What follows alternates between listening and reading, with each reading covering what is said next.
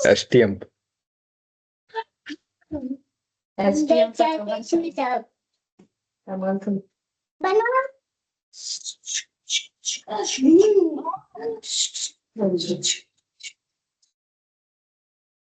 আচ্ছা তো বাড়ছে সবাই কেন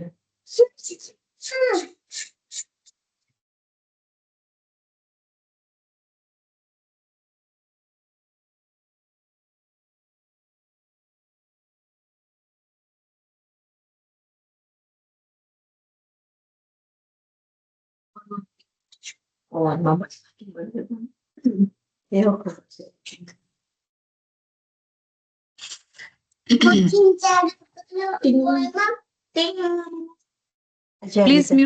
Please mute yourself.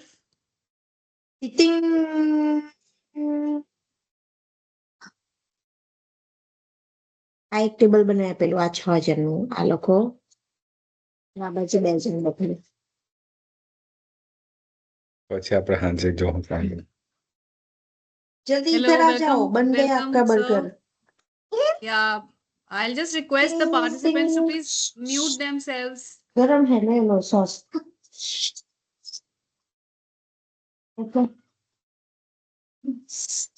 ये ऑरेंज जूस ये लो कोको फुल कोको बूबू चाहिए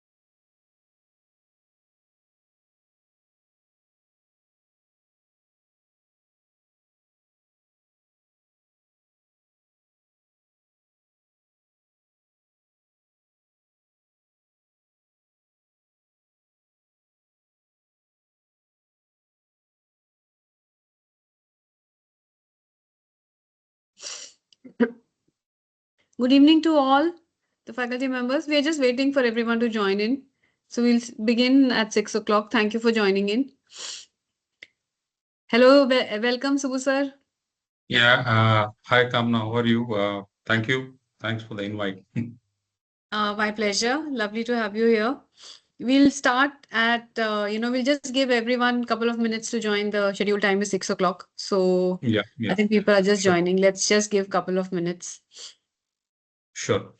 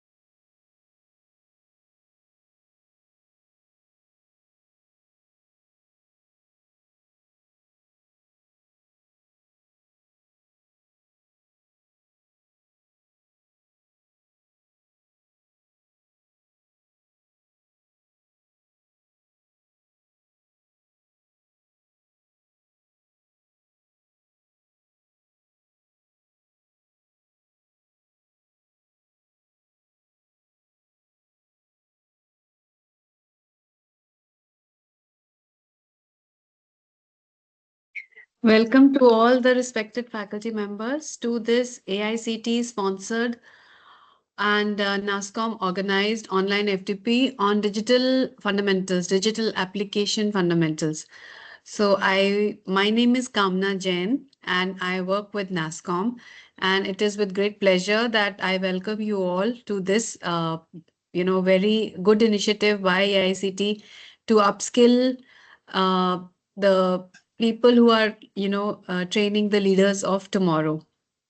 So, just to give you a little bit of a brief about NASCOM, NASCOM is an association of IT companies, and any IT company in India, large, small, startups, deep techs, they are all a part of NASCOM when we have about 4,000 companies who are our members. And I am part of the skilling division of NASCOM. And so we are also working. So in fact, we are working with the Ministry of IT, and we have developed a platform, online platform called Future Skills Prime, which has content from leading organizations like Google, Microsoft, Salesforce on the technologies of today and the skills which are required by the youth of today. So we have these courses which are aligned to the National Credit Framework and the National Occupational Standards, and many of our courses are also accredited by AICT. So we realize that it's not possible to change the curriculum ever so often. The speed of technology is such that new skills are needed, but uh, the colleges may not be able to change the curriculum or refresh the curriculum so often. So we have those courses which are the tools for today's youth, and those we have got accredited by AICTs, so that if you embed it in your curriculum, uh, the students will get some credits for completing those courses and taking the assessments. I'll be happy to connect with you offline for your students, but this program specially is for you, the faculty members, so that you can experience for yourself. There's a couple of changes. We will be doing all the classes on Teams. We have created your group on Future Skills Prime, and you will be taking the assessment on Future Skills Prime. If you attend all the classes, you can just take the assessment on Friday or on Saturday, and you need to score 70% to get the Atal certificate. Any other queries, I'll be happy to answer. You can put it in the chat. And anyway, we will be meeting every day from 6 to 9 every day. And today is the inaugural session, for which I'm very, very excited and pleased that we have Mr. Subramanya Desai with us. A brief introduction is in order. So let me introduce Subramanyam Desai sir, whom we call Subbu sir basically. He's the founder and director of two companies, Longmiler, which is totally focused on training needs for industry and academia, and N Synthesis, which addresses the recruitment and search requirements of the industry. So we know that training and recruitment go hand in hand. So he has those two companies to take care of both the aspects. Over 30 years of experience in managing various HR functions. His main areas of expertise are HR, business partnering, L&D, and talent acquisition. And he has been with Crompton Greaves, Electricals, Consumer Electricals Division, the Power Industrial Consumer Divisions, Eaton, Honeywell, and Saskin Communications. He's a goal culture evangelist who loves to spread awareness on goal-oriented life. He's been trained to train on the 7 habits of highly effective people. He has facilitated 20 plus training programs for the mid and senior management at Crompton Greaves. So it's a great privilege for us that he is here. And the objective of the program is to upskill the faculty so that they can empower the students who are the leaders of tomorrow, and together we can build a Viksit Bharat. And there will be some questions on assessments. Assessments is on Future Skills Prime. We will give you access to that in a day or two. So please bear with us, but listen to the sessions very carefully. Whatever you learn in the sessions, that's going to be part of your assessment, and you need to score 70% to get your Atal certificate. And with that, I hand it over to Subbu sir for his inaugural address. Sir, firstly, you're on mute. Yeah. And second thing is that if any of the faculty members want to, switch on their cameras, we'll be very happy to see your faces also. So I'll request you if you can, switch on your camera so that we can see you. Thank you. Yeah. Thank you. Thank you, Kamna. Thank you for this lovely introduction and giving me this opportunity to be, delivering the inaugural address today. And it is such a pleasure to be meeting up so many, teachers in one frame. I would say, when I say teachers, of course, at large, we use this terminology. So used to saying teachers because professors. Uh, Probably sometimes I feel it adds a bit of a distance there. So teachers, I think, gives a lot of, I would say, a lot of connect when we say teachers. So happy to be here. So let me just share my screen. I mean, I don't have too much to talk about, but then a lot of experience having interacted with the a lot of professors in the past. We continue to work with a lot of colleges today. Also had a very long tenure with the university relations team in various companies. So had great opportunity to interact with the faculty members in various institutions. So I will share a bit of what I think is so very important with this session. So let me just share a few my slides.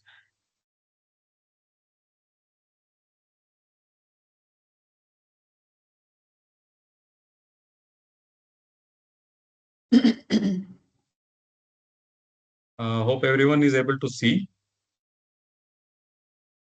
Yeah. Yes, First, very let me visible. Yeah.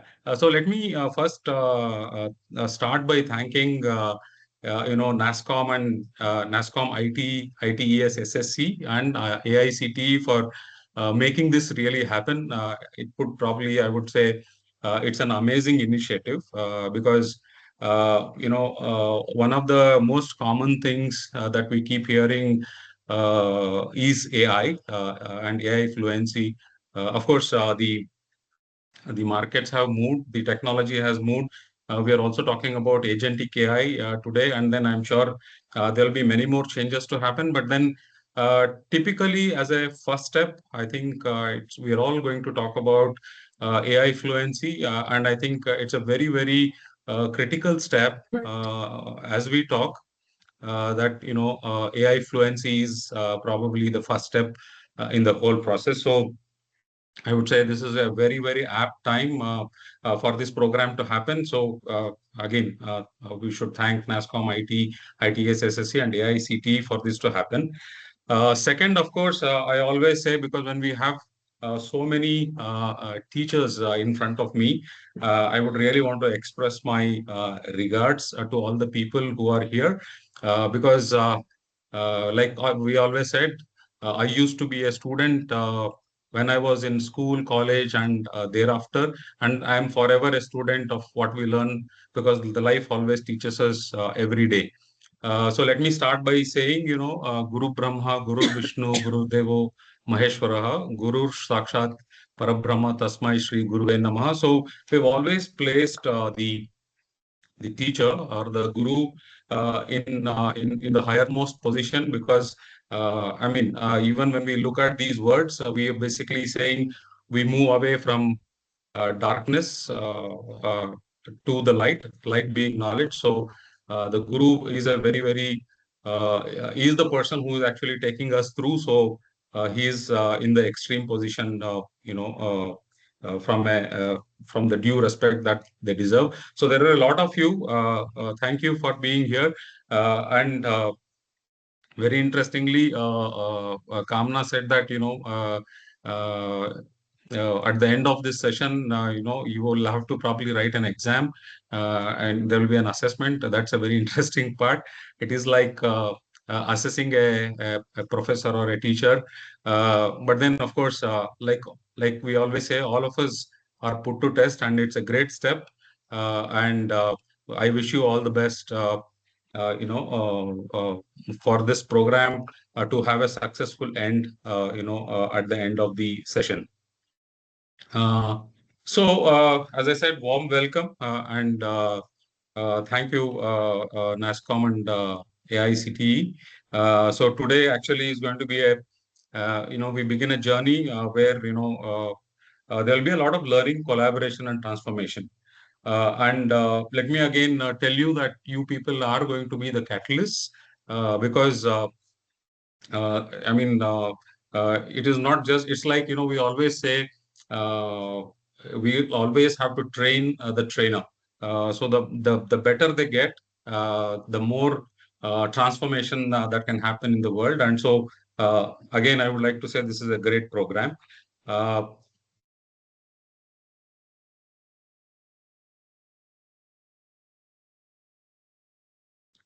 uh, as being highly connected with the industry today, because there are two parts that we manage as through the two companies. One is recruitment, and the second, of course, is training and development. Let me tell you, especially when we deal with the recruitment part. One of the most common things that today's employers are asking is the person again, let me again reiterate here, not necessarily the tech jobs. We are also looking at the non-tech jobs. People are, the companies basically ask for how AI literate is the person who is coming into those roles. Does the person has the ability to take assistance from AI, especially Gen AI, and how competent are they in terms of using some of the support that AI can give in every job that happens in the industry. So AI is critical competence. So we always say. So for me, being a HR professional, when we talk about competence, we talk about skills, we talk about knowledge, and we talk about the natural ability to do things. But what that can actually be learned is actually the skill and the knowledge. I mean, these are some things that are very, very critical. AI skills are critical. The knowledge about AI, the route it is taking, what is the roadmap that AI is taking today, the knowledge of it is also very critical. And how do I get there? How do I imbibe, get this knowledge on board is also very, very critical. And I've also seen a lot of people, putting through a lot of effort to get this information knowledge from various sources. But through this program, I think it's literally taking the whole program, the whole the concept to the doorstep. That's a significant step.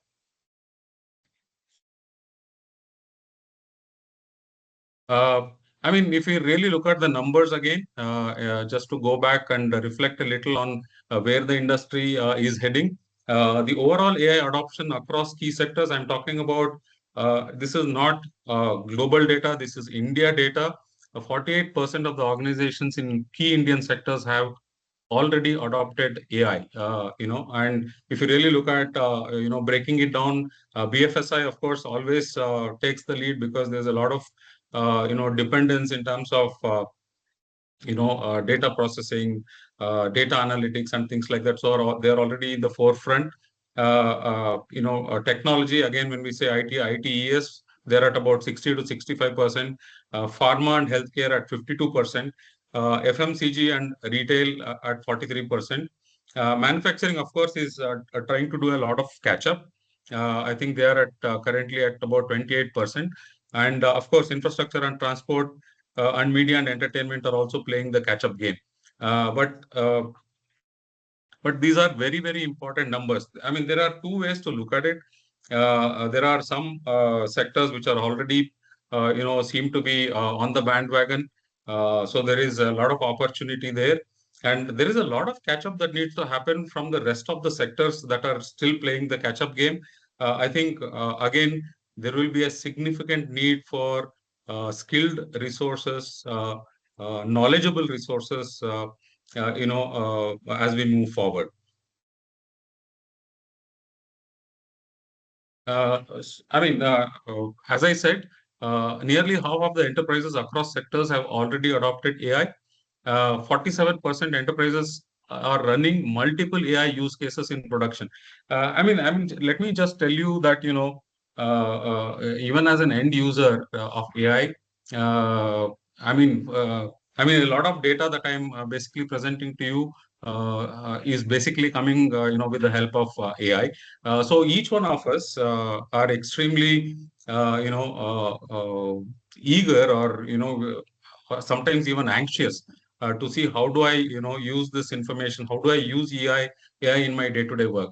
Even in the recruitment industry, as we talk, we basically do a lot of work using AI. Whether it is sourcing, whether it is screening, whether it is interview management, my organization already is using AI to a large extent in taking care of these activities. For educators, this presents a strategic mission that is building AI capability. At an institutional level.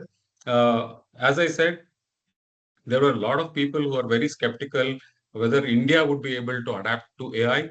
But then if you really look at it, I think we are way ahead. We have caught on. We have moved, quite well in this direction. And now, to make sure that we stay ahead, or probably even end up becoming among the top 5 nations in adopting AI, the educational institutions have a significant role to play.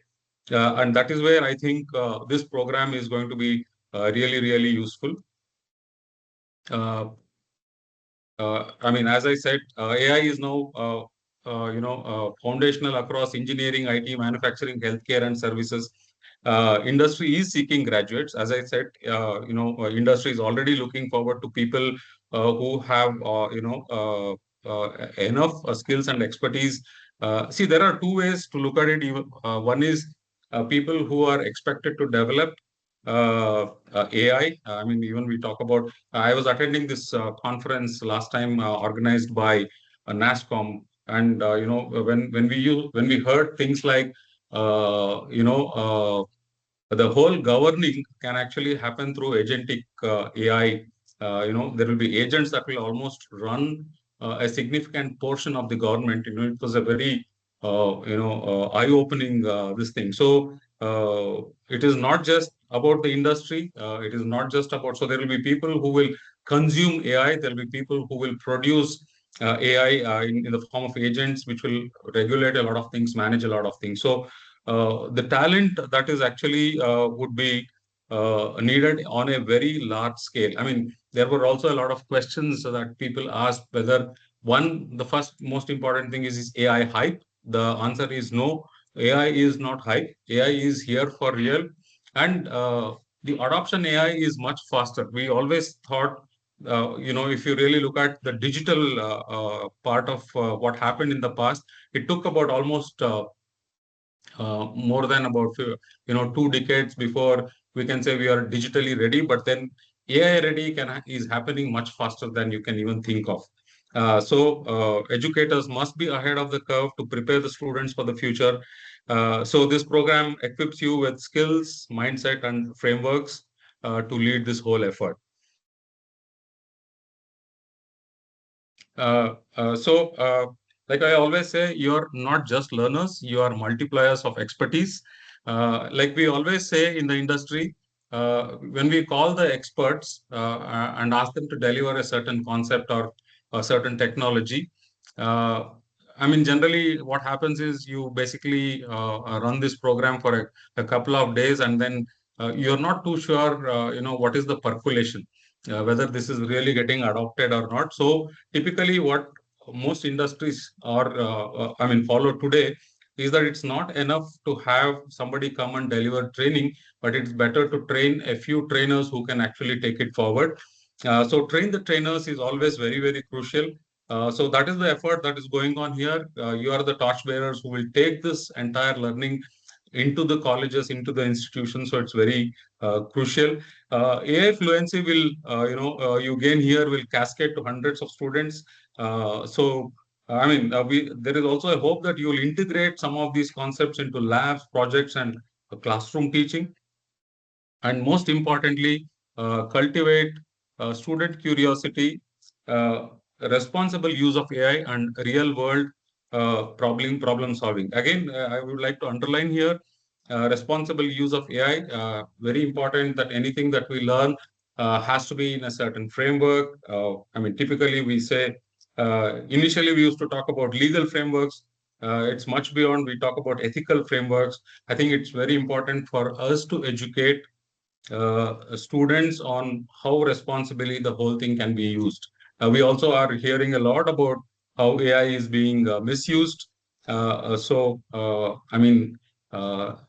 to all the teachers here, you will also help students understand what is the ethical framework when they use these tools. Okay, as I said, this whole effort is not very to a particular sector, it has a much larger impact, right? And so let us create institutions where AI skills are accessible, industry relevant, అవును.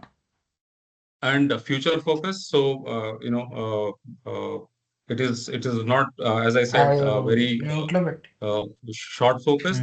Uh, so the ASCOM's training is the foundation. Your dedication will drive scale and impact. Uh, the most important point, as I said, there was a lot of skepticism when we started. A lot of people said AI was, I mean, India was never ready for AI. India would never, would struggle to adopt to AI. But I think we have come a long way from there. So it is now the responsibility of each one of us in this room, to take pride. This is a great opportunity. This is a great learning opportunity. So, and it is not, just about learning. It's also about taking it to the rest of the world, whom you all, address every day. I think that's a very, very important part of this whole this thing. So thank you. I really wish all of you a great learning experience in the next few days that you are here, and then you will also probably come back, and probably talk to Kamna and say, I think it's really working. We are seeing a lot of transformation on the campus. We are seeing a very excited, participants in the colleges who are adapting to AI, and then they are future ready. I think that's the most important, future ready. With that, I would like to thank AICTE, of course, NASCOM, ITES, SSC for giving me this opportunity, uh, uh, to share whatever thoughts I had in this session. Thank you so much. Thank you so much, Subbu sir. I think that's what you said really resonated in the sense that gurus, or the respect and regard for the gurus is there so much in our culture. And to now, with all the AI tools being available online, and YouTube also doubling up as a teacher, the teachers need to upskill themselves to maintain that, and to get that respect from students. I think that is very, very important, True. because now, because with the knowledge that the teachers gain through these sessions, they can be mentors to students can find the how to do things on YouTube, but the mentoring, that only the faculty can give, that only teachers can give. And like you said, recruiters are looking for these skills. That's the way where faculty's role is becomes so important in guiding them on the skills to acquire and how to go about acquiring that. So thank you so much for your time, and thank My you for that pleasure. address. Thank you, Kamna, and all the best to each one of you. Hope you enjoy these sessions, along with the learning. Thank you. Yes, thank you so much. Now I'll request the participants to switch on their cameras so that we put a uh, face to the, like, to the name. See, we can see your names, and I'll just check with the next trainer and ask them to join. Subbu sir, Can you I may log off? log out. Yes, yes, you may Sure. log Thank out. you. Thank you Thank you so so much. much. Yeah, thank you.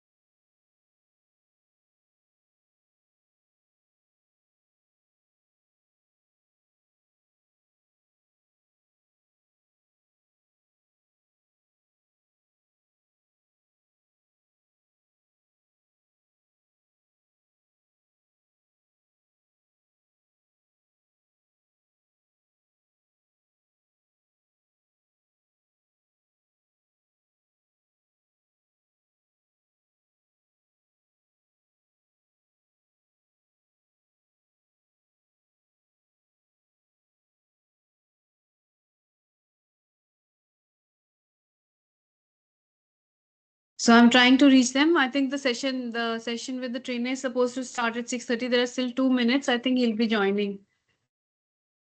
Hello?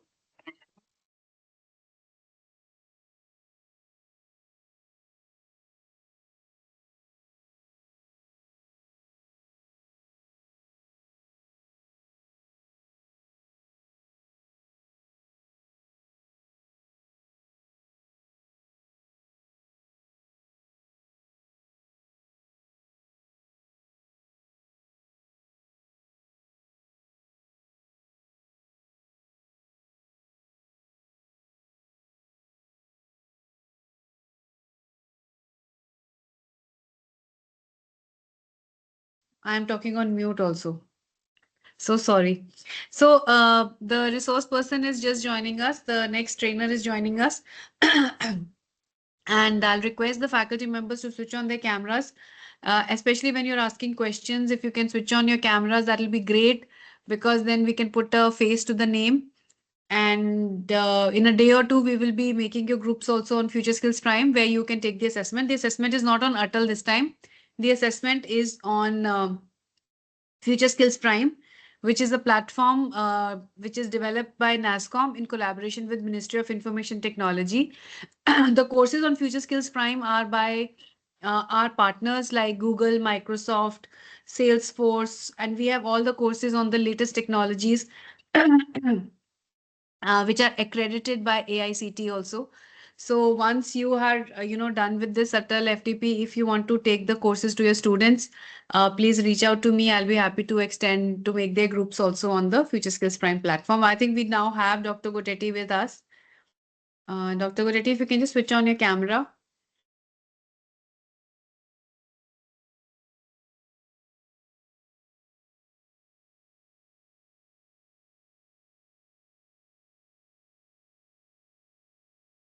Hmm.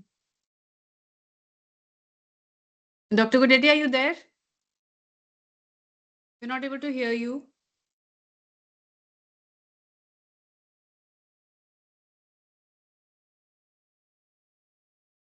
Let me just check.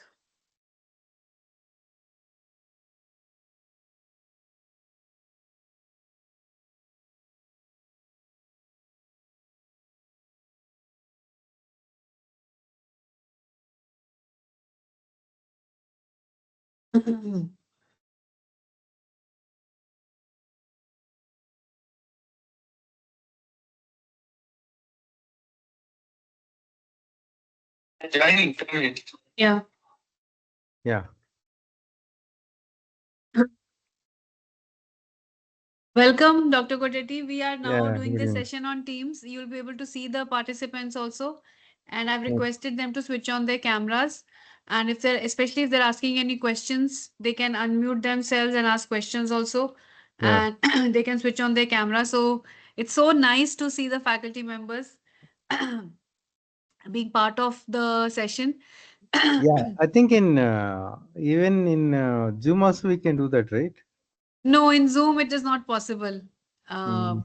in Zoom it Okay. doesn't work. That's why I've set up as Teams meeting. Okay. Okay. And okay, for this first session, let me introduce Dr. Prakash Kotetti. He is a master trainer in AI. He is working with Tech Mahindra as a principal consultant. And we are so privileged to have him here. His sessions are very interactive, engaging, and he'll ask you a lot of questions. So please listen carefully. And he'll also help you to prepare for the assessment. So over to you without wasting much time. No problem. Thank you. So I'm sharing my screen. A minute.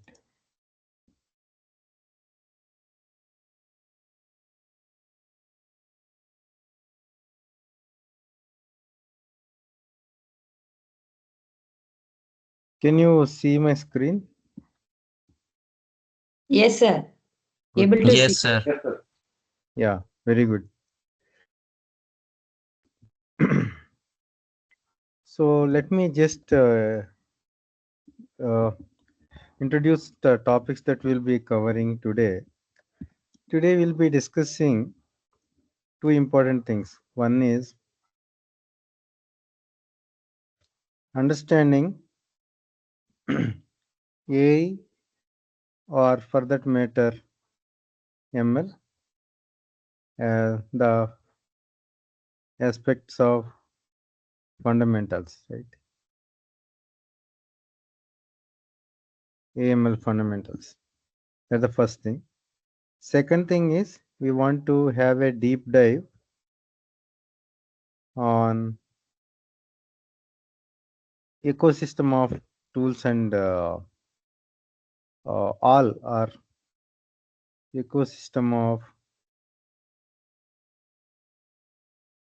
tools. Okay.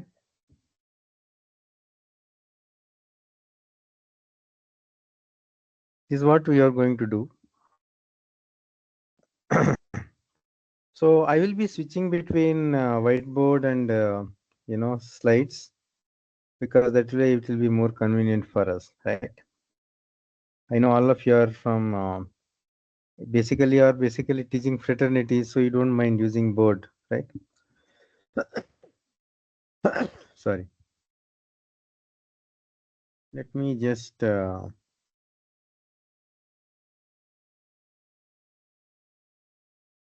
my slide. You're able to see the slides? Yes, sir. Yeah. So Yes, sir. what we are looking at is we look at fundamentals of AI, ML, etc., architecture, and all that.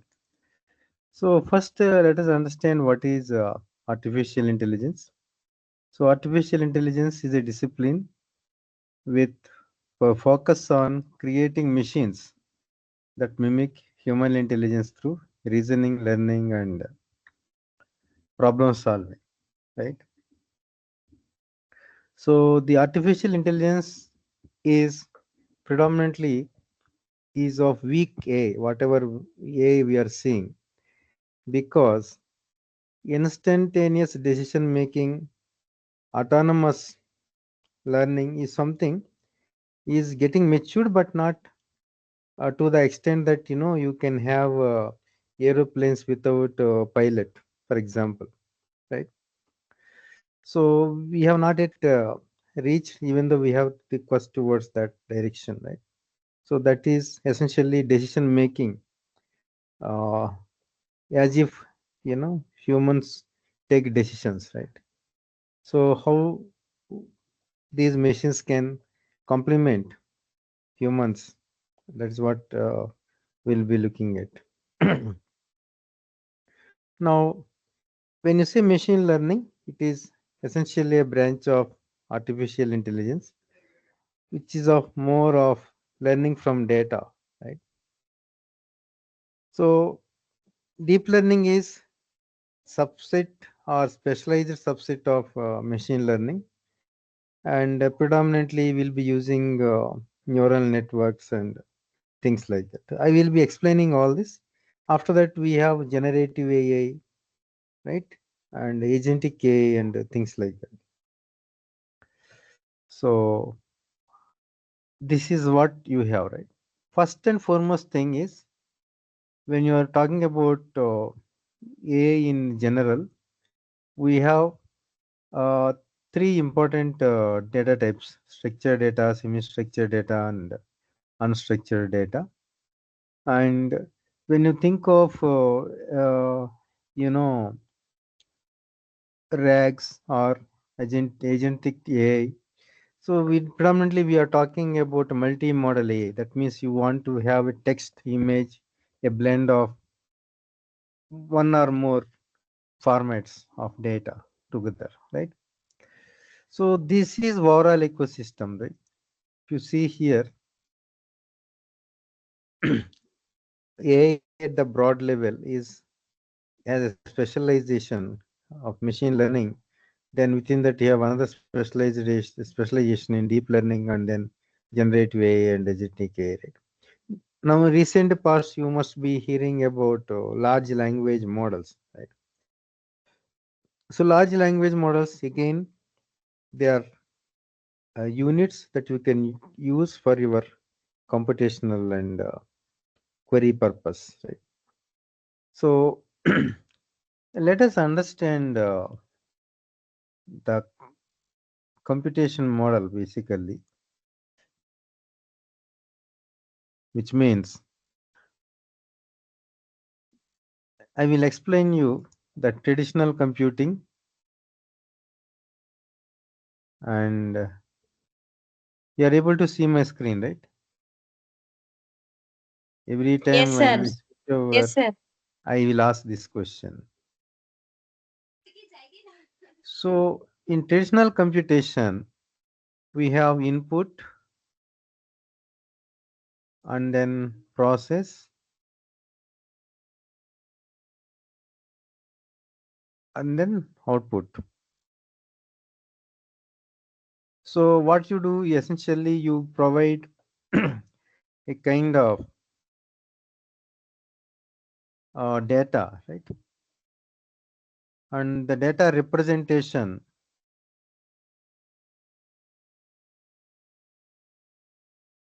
will tell us about set of operations that you can perform, right?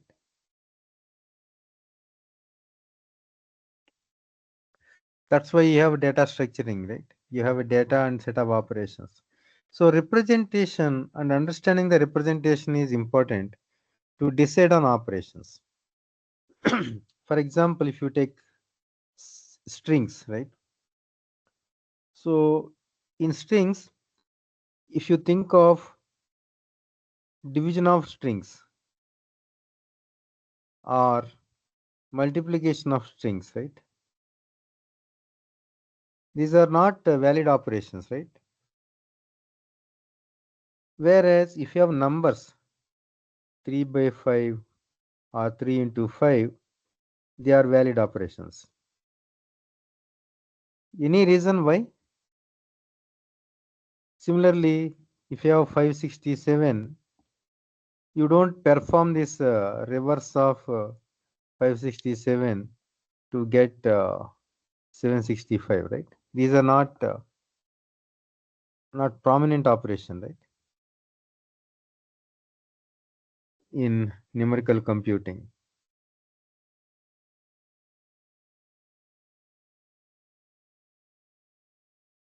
Yes, sir, no.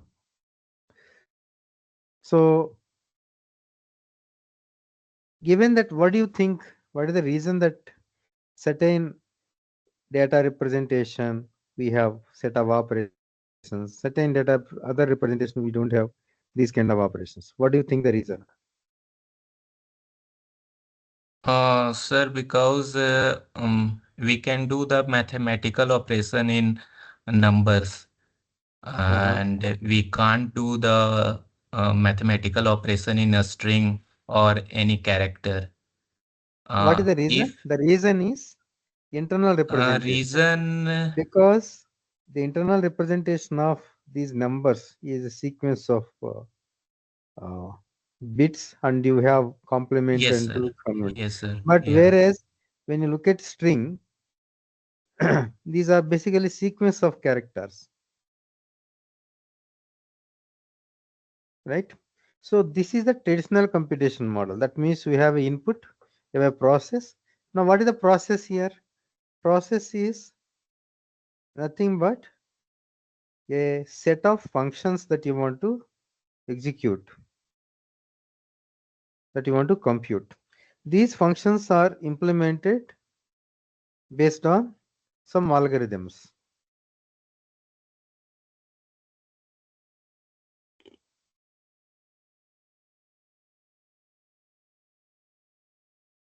Isn't it? They are based on some algorithms. Now, if you look at in the space of AI or AML, what actually you look at is you give input and you also give a kind of output, right? And here, instead of process, you have what we call model, right? And you get a program from this, right? For example, Suppose you have an image of a bird, right? Something like this.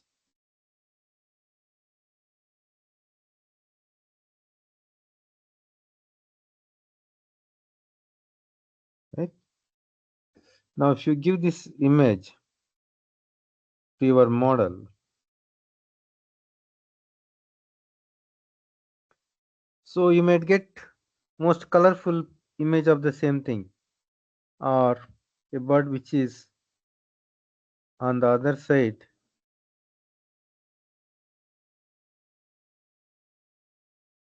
with the different colors. You can put beautiful colors here, right? You say this is generative, this is AI image, right? So what are actually doing is you are generating new content based on the model. So essentially you have a program which will help you in such a way that you give me any particular thing, image, I will be able to decorate it accordingly, right? Now, in the generative sense, what you do, Gen AI, you call it as large language model. So this is your program actually. You are giving some text, you are getting new content, right? So when you are giving this text, you also give, if you decompose this, right? There are two things you notice here in the generative model. One is data generator and you have data discriminator. So that's how you are actually separating this into a more complex model, and essentially that becomes your program kind of a thing, right? That's the fundamental difference, right? Now let us understand exactly what this AML ecosystem is all about. So all of you know the difference between these structured, semi-structured, and unstructured data, right? Now, this is the data type that you are talking about. We are not talking about, let's say, integer or float or string that way. We are talking in a different way. We are talking about in the representation standpoint, right? So that is a kind of shift in our approach compared to traditional computing, right? Now, in artificial intelligence, you can have so many specializations, right? And you can pick up any one of these domains. When I say domains, it can be a machine learning, or it can be NLP, or it can be something like robotics or vision, so on and so forth, isn't it? So you basically you can pick up any of the domain and you can run the experiments in that domain. So here we always talk about experiments, right? And models. So by now you must have understood what a model means, right? You basically have data and see a sample outcome that you are expecting, both as input to your model, and essentially you get a program kind of a thing, in the sense that next time when you give a new data, then it will be able to figure out either similar one or it will classify. Right? There are different models we have. Natural language processing is a domain which is predominantly on text or speech to text, text to speech, and all that. And processing as it involves translation as well, right? And key tasks can be text summarization or you can have something like uh, paraphrasing. These are the some of the pure language processing tasks, right? So on the other hand, if you look at vision models can be used in medical imaging when you have a medical uh, data, something like X-rays, right? So how do you classify these X-rays? Is there any way that by looking at the X-ray and the spots, can you say that whether the person is suffering from pneumonia or TB or something like that, right? So for the diagnosis purpose, again, you can use these techniques. Okay. On the other hand, you can purely work on algorithms like machine learning algorithms. It can be something like predictive modeling or classification type or clustering and all that, right?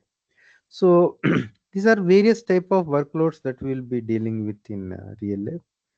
Now, to classify this into a broader perspective, typically this is what you see here. Okay. So first of all, we have a specialized area within AI, that is machine learning. Within machine learning, we have multiple branches, right? Supervised learning, unsupervised learning, reinforcement learning, right? Within supervised learning, you can have classification and regression, and unsupervised learning, you have clustering and association, rule mining, and feature exploration, right? So within the clustering, we have multiple ways: density based clustering, hierarchical based clustering, and partition based clustering. So these are the various ways you can think of clustering as technique. And in reinforcement learning, you basically use agents. Agents learn by making mistakes. So you actually measure the performance of the agent through the actions that it takes, right? So these actions, when you look at, you have something called value functions, right? You compute some value against each state using the philosophy of reward. First, let us look at supervised learning.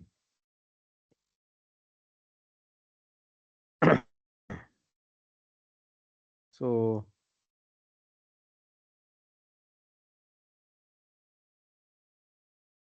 so we are talking about ML first. ML tasks can be classified into two things: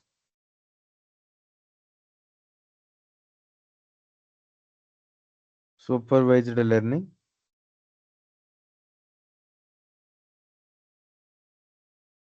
unsupervised learning.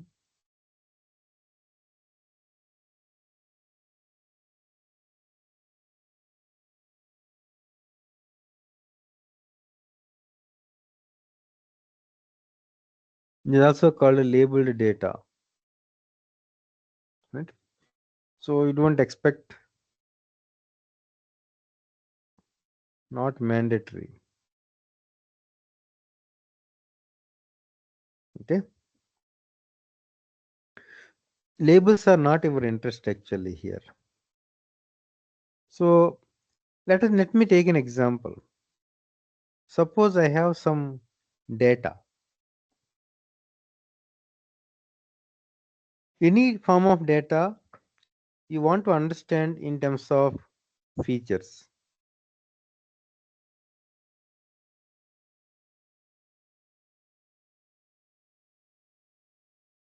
Okay. First and foremost thing is we need to understand features. So what are the features? Features are basically attributes that describe your data.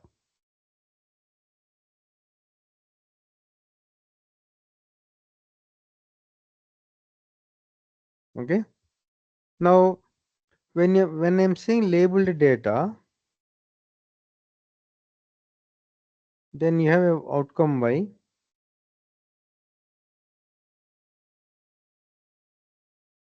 right? So you have, let me take some example. Something like, disease prediction,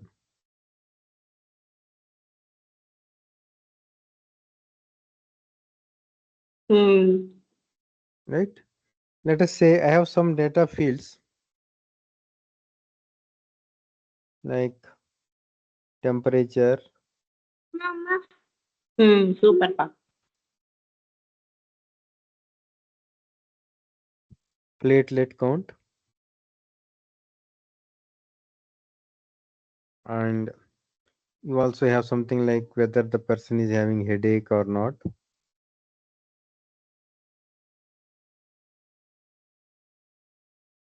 Then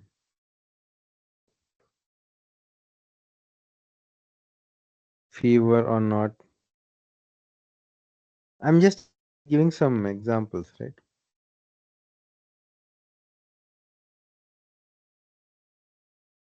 Now let us say you have a variable y,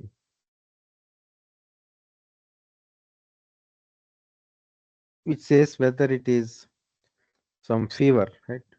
Which fever we say dengue fever, right? So with respect to this, you have some fields like this. Yes, no, like that.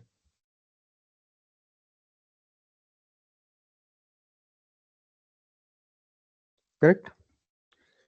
Now you have sample data something like 102.5. So 5 into 10 to the power of 8.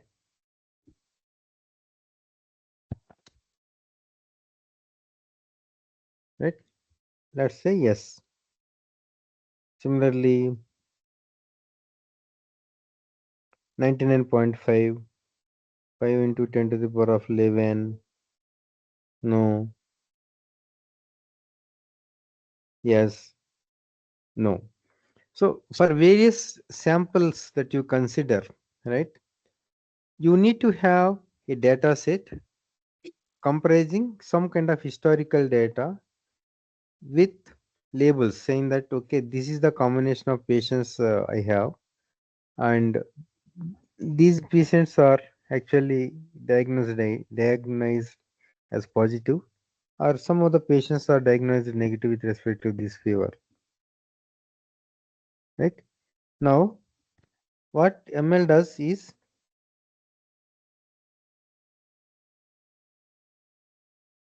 that means supervised learning.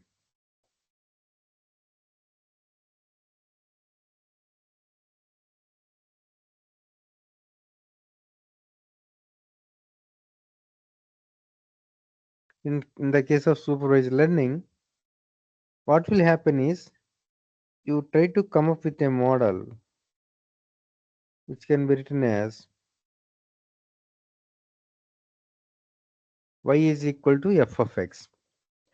Now we call this x as feature vector.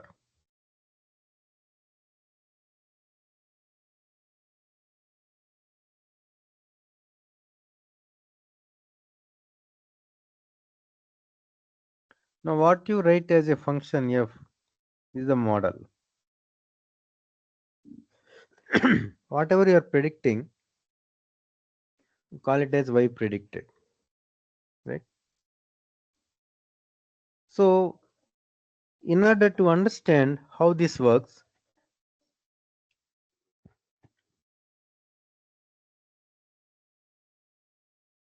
your model can be a mathematical equation. Like I said here, y is equal to omega 0, omega 1 into feature 1.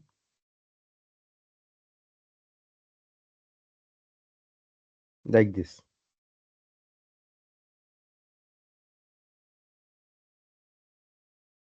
If you have n features, so be it.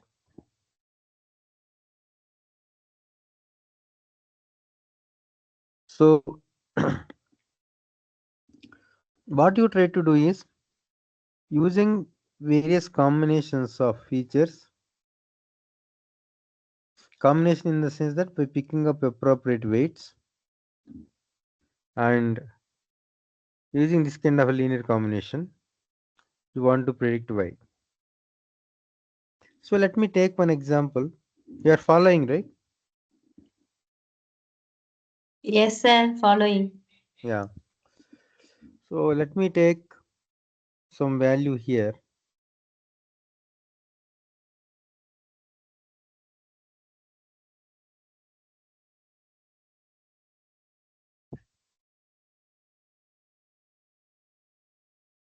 Now, in this case, y is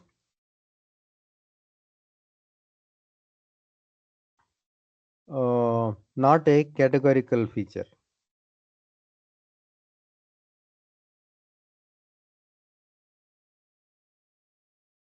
Rather, it is numerical.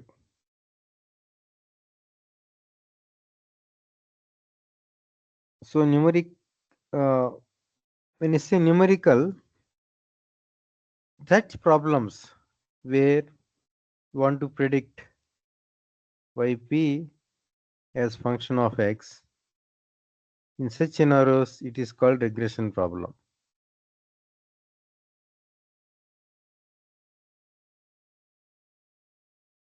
Right?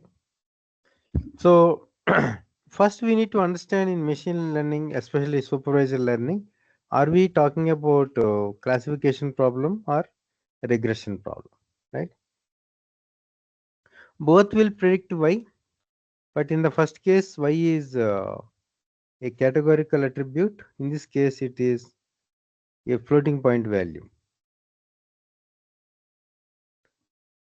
Okay, let us take one example.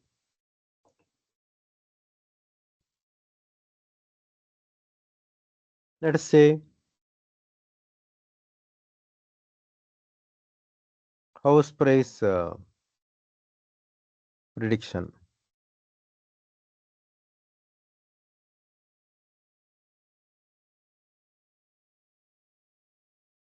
So house price prediction, you can think of construction area,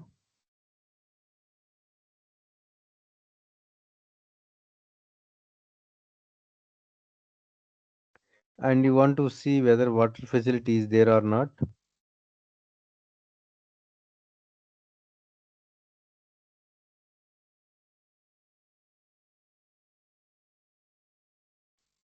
Okay, and then proximity.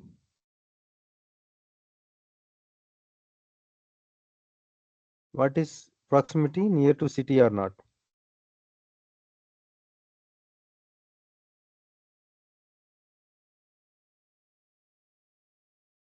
Right?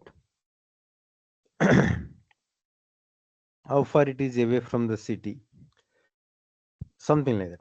And then you have price. Let's say construction area is 1200 SFT, water facility, yes, it is 30 kilometers from city.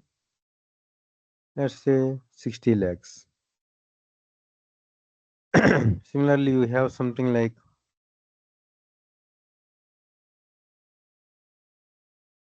2000.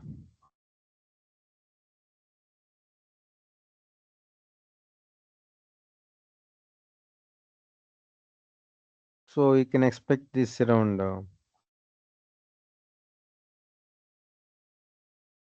25 lakh.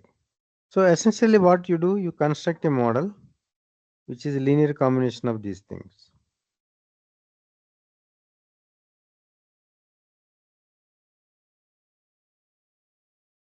So if you just observe this, right, these W's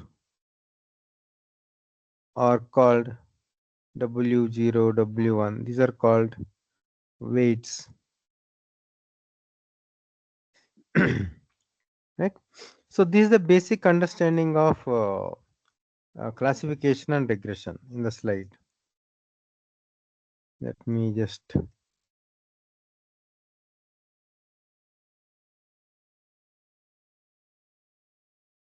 Is it clear so far? What is supervisor learning? What is classification? What is regression? Supervisor learning, we have labeled data. Number one. Number two, there are two types of tasks that we do in supervisor learning. One is classification type tasks. Other one is regression type tasks. Is it clear so far? Any questions?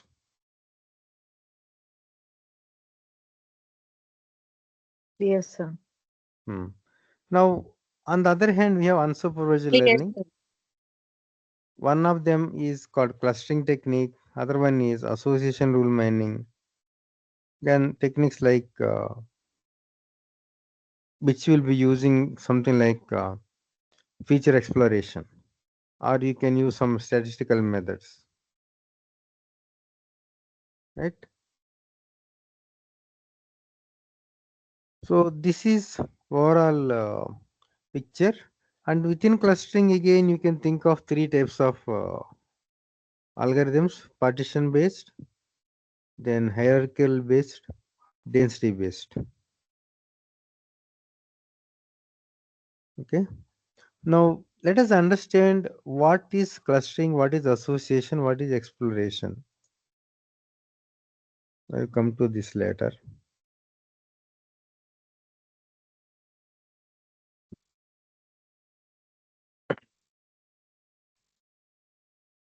So let us understand unsupervised learning now.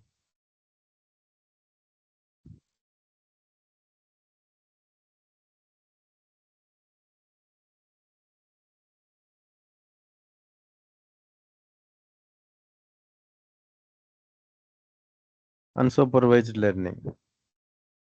In this, we have clustering, then association rule mining,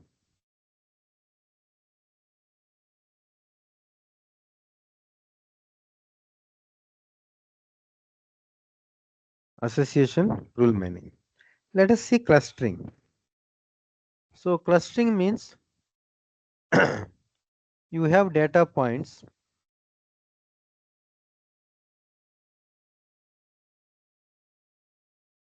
Let's say three-dimensional space or whatever.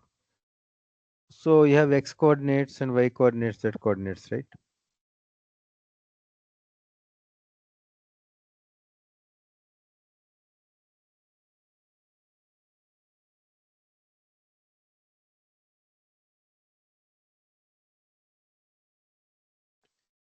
So here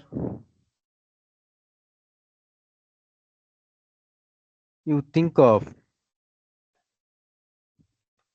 putting the data points.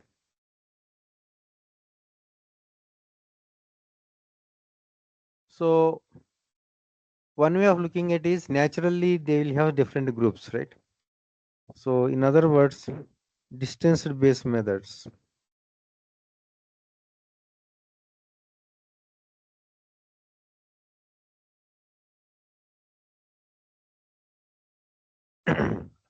So that means if you have a point here, there are more points which are close to this, that can be one cluster. Another point, cluster,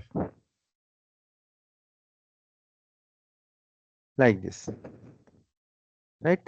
Any new data point is given, you try to figure out saying that to which cluster this particular point belong to. That is the intention of this kind of workloads. Now, what is the advantage of clustering? Any idea?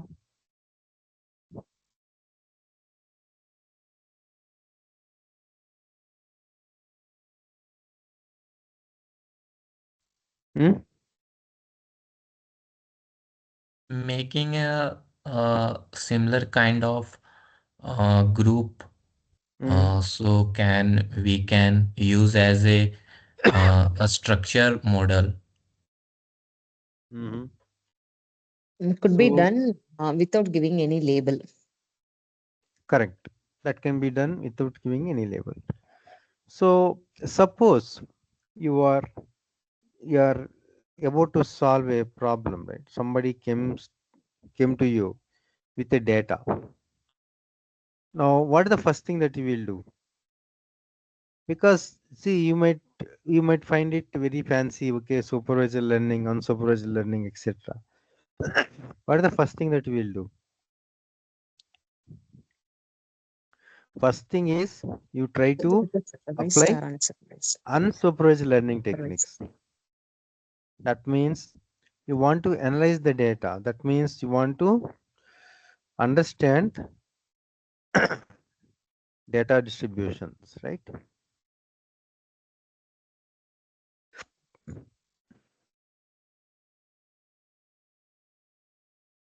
This is the first thing that we will do. Suppose if somebody is aspiring to become ML engineer, right? First thing we need to understand is how to clean the data, how to apply the transformations on the data, how to interpret the data statistically, things like that. Right? So now we understand that little bit of statistics or math is required, and you have a label data, you have data without labels and all that. So we understand that there are certain algorithms. Now clustering, main purpose of clustering is grouping the data into segments. This is your customer segmentation, right?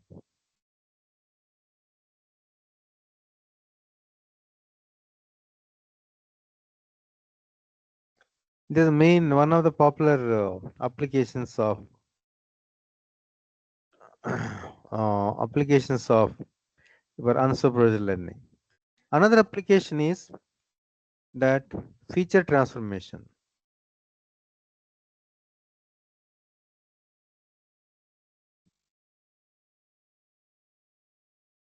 Is also called dimensionality reduction.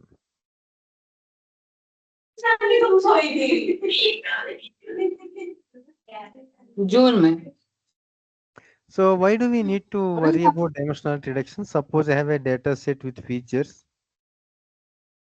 x1, x2, let's say x100. So what you do is try to see that these features are linearly independent. I apply some transformations. You choose different bases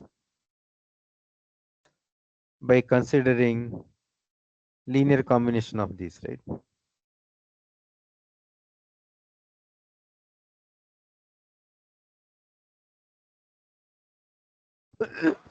We call this, we apply something called a principal component analysis.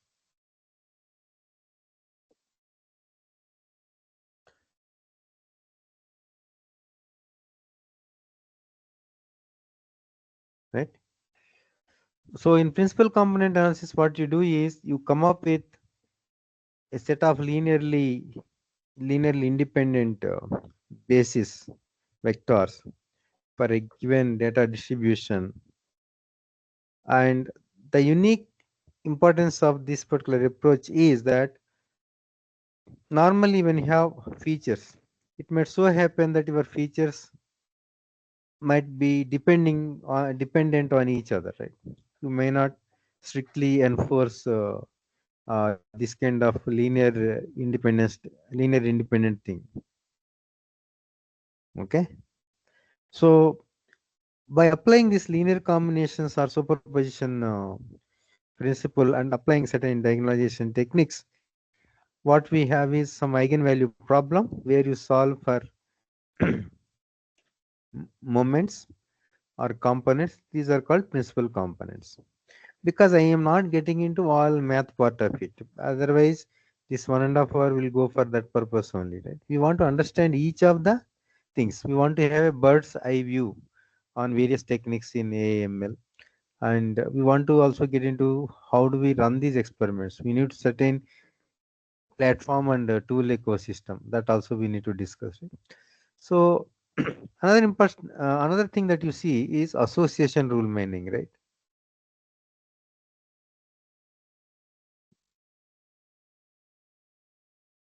So association analysis, what does it mean? Let me take an example. Suppose you have a grocery store. Now I have some items and you have a consolidated data.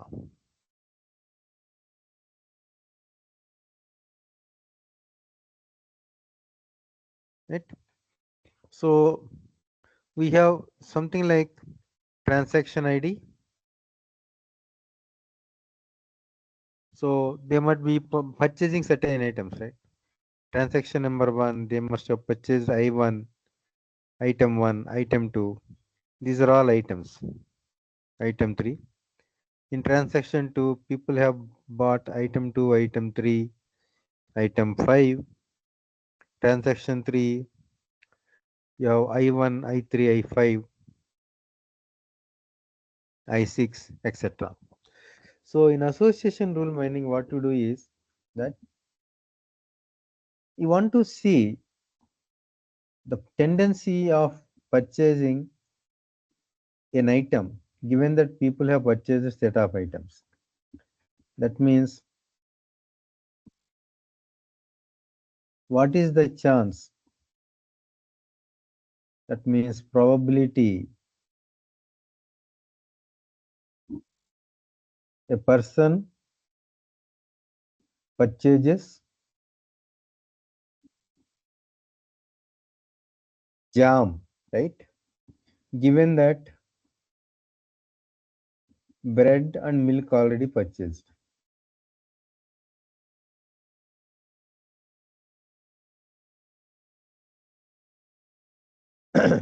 So you cannot apply this supervised learning because there is nothing like label or anything here.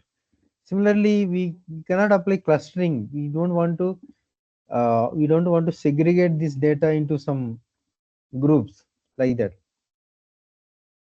That means there is something inherent pattern associated with purchase trends of the people, right? So why you want to study this association rule analysis? Because you may want to propose certain discounts, certain offers to strengthen your sales, right? And to do that, for example, assume that you keep bread at one place, you keep milk at altogether somewhere quite far different place. Then there will be very less chance that people will buy bread and milk together, right? Whereas if you keep bread in the nearby place where you are actually placing these milk and milk products, there is a high tendency that people will buy bread when they buy milk. So that is not something like a mathematical model, right? So you try to understand the patterns by looking at the transactions that people are performing, and from there you infer saying that people who have purchased item 2 comma 3, they also purchase item 5. That is basically called support, right? Support for these transactions. So now you define some rules here. Association rules.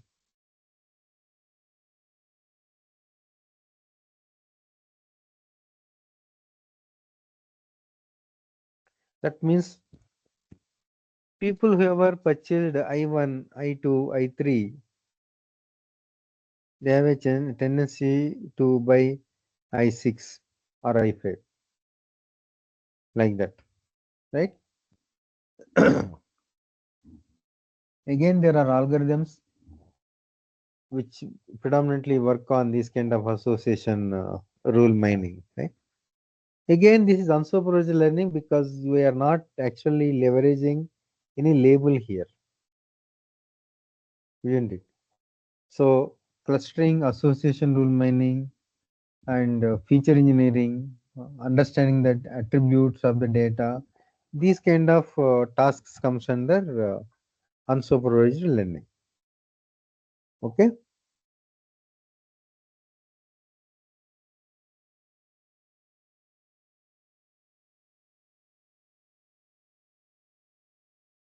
Now,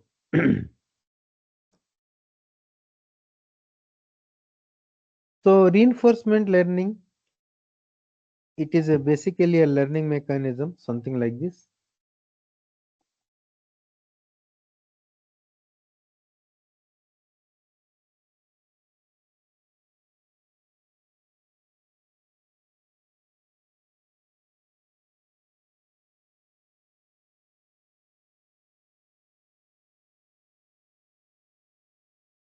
So here what we call it as, we have a agent here.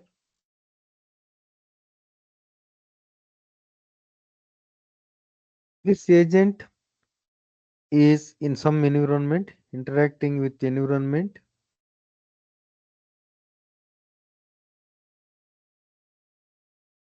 and get some percepts. Percept means some inferences.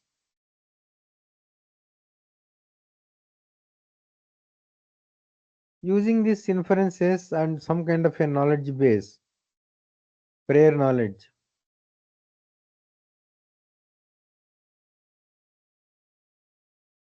agent will take some action. Right? As a result of this action, you might get some reward or some penalty. So in other words,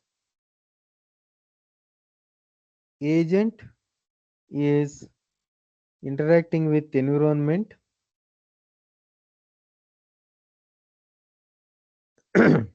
Assume that agent is in state T at some point of time.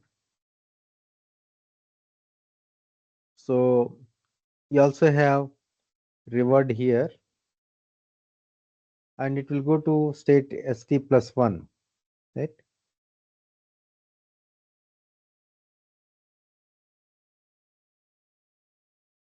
Best example is robots, right?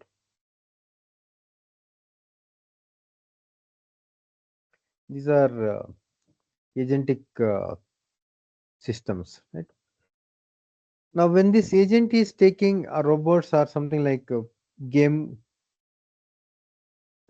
development,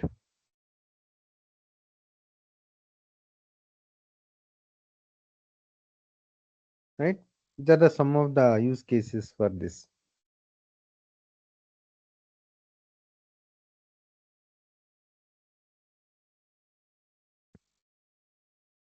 So agent in reinforcement learning continuously makes actions, takes actions and learn from that actions, right?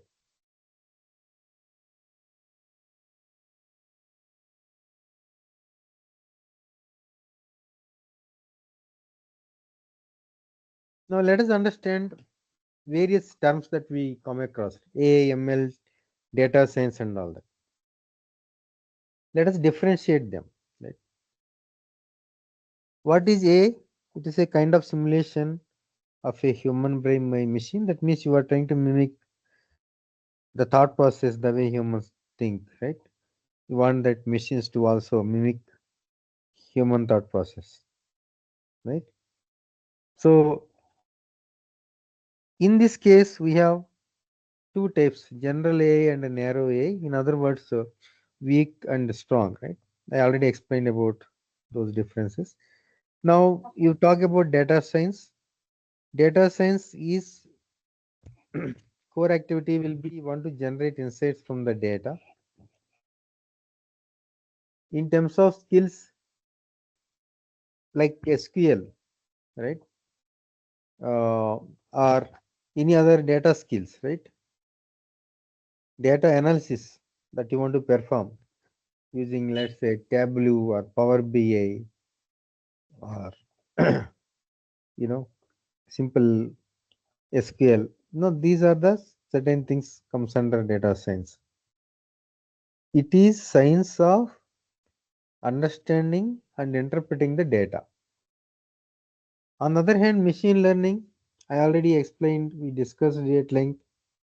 Now, in order that we want to develop a meaningful and outcome-based AI solution, there are few ingredients that we should be acquainted with. One is mathematics, For example, you want to develop, or if you want to interpret these models that you develop using machine learning, so there are some statistical techniques that you want to master. Then domain knowledge, that means understanding your business problem. Understanding this business problem will help us figure out what can be the features, what cannot be the features, right? Because for a novice person, all these x's, x1, x2, x3, all these appears to be features, but in reality, these are not necessarily not necessarily features, correct? Similarly, understanding algorithms, machine learning algorithms, for example, that is very important.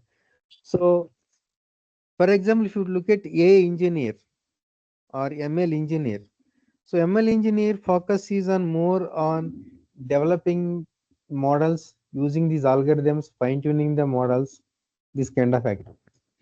Whereas a data scientist, the person might be acquainted with how to use these techniques, but his focus is more on data, right? Whether it is structured data, unstructured data, semi-structured data, and and exploring this data and coming up with hidden insights. That's the core thing, right, of data scientist. So data visualization is also another core skills for data science criteria. Whereas if you talk about ML engineer focus need not necessarily be on data visualizations or storytelling. That is the reason that we have these roles. More often or not, these roles are being used interchangeably, but there are core activities that are to be performed. There are certain competencies against these roles. So to equip a person with certain set of competencies, you have skill set, right? That's why you have different skill sets for a engineer, data scientist, and ML engineer. So there are career paths that one can define for these roles. Any question here?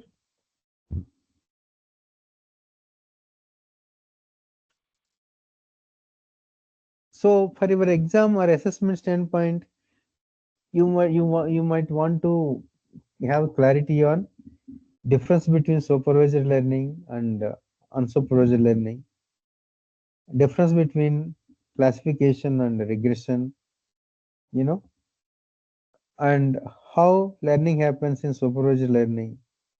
These are the some of the things.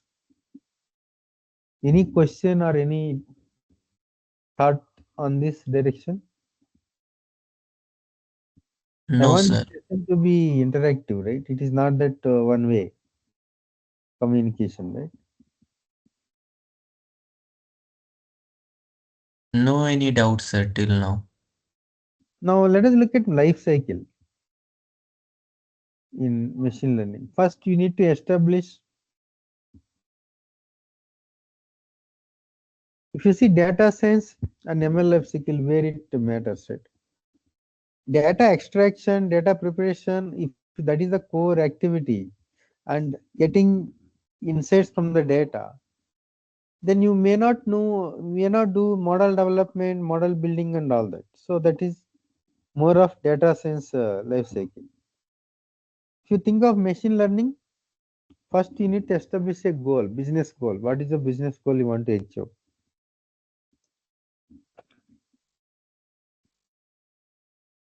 Suppose I want to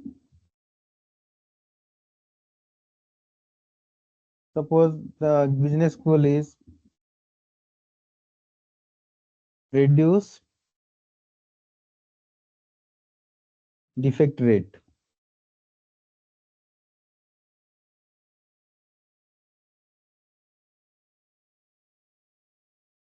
Every delivery of project by 20%.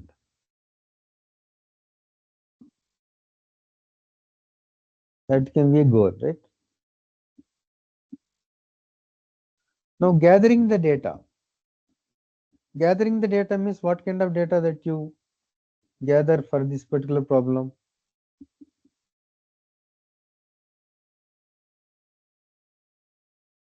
What kind of data? quantitative data Okay. and categorical also, Oh. yes or no, defective or not. Hmm.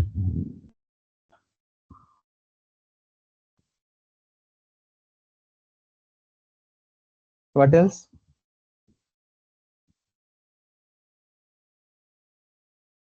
So basically, you will be looking at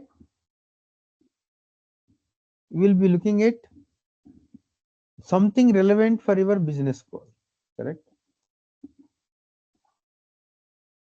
Now we want to prepare the data. Prepare means various techniques that you apply.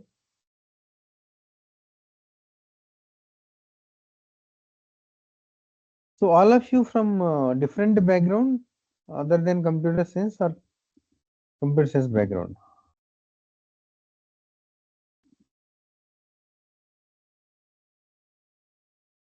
Hello?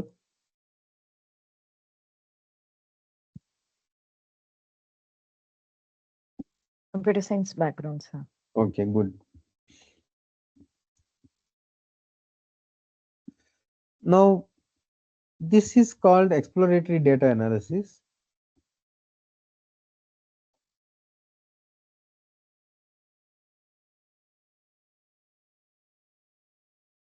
Okay, then you construct the model and findings. So this is basically how it works in business, right? You define research goal and prepare a charter.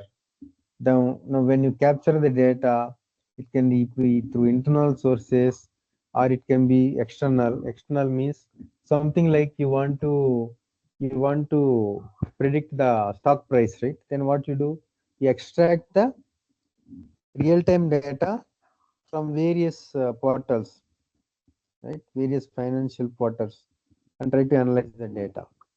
So it can be internal or it can be external. In data preparation, what kind of activities that you perform?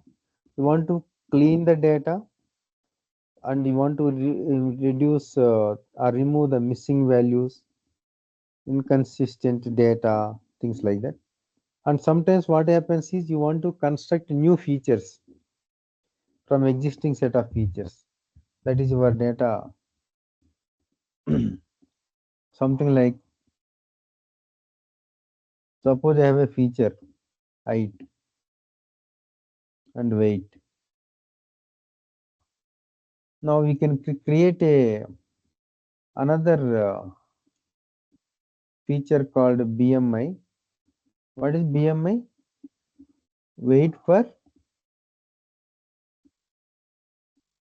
height square or something like that, right?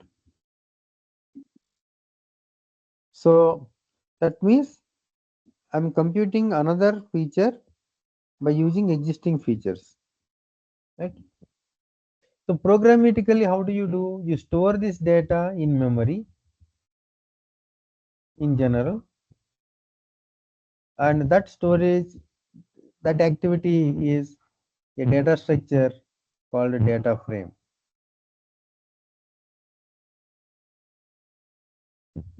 Basically create a data frame for this, right? Now visualizations, it can be graphical techniques or non-graphical visualizations. That means it can be a kind of trend line that you want to see, or if you want to find any correlation between two features, right? So correlation means, suppose if you see here, this is non-graphical, right? Suppose I have two features, x and y. I simply say that a standard deviation of xy like this, right? This Pearson correlation. Or now if you look at data distribution between two features, if the distribution is like this, then you expect that there is no correlation.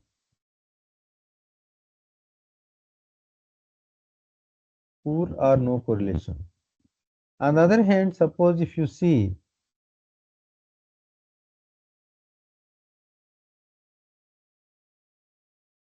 these data points are distributed like this, then you can see linear correlation.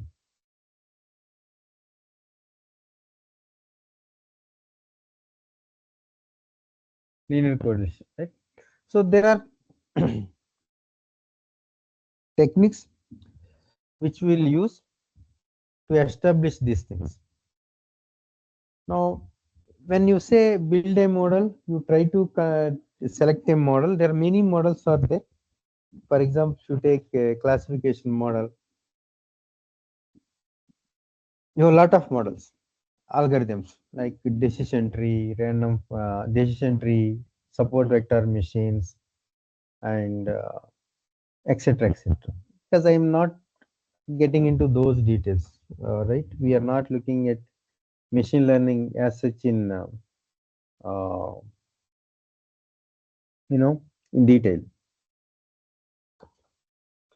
Then you build the model. After that, you fine tune the model, you deploy the model. So what you here,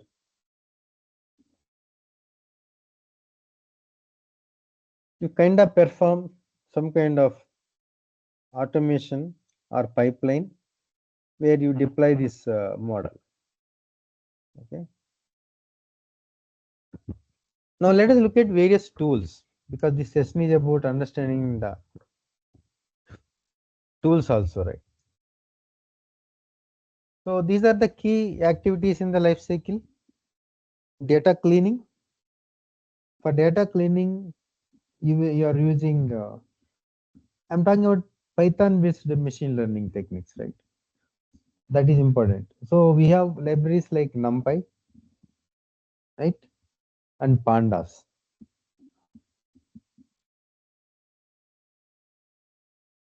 Data visualization, you can use Matplotlib. There are also certain other tools, more visualization tools like you have Seaborn also. Is also another package.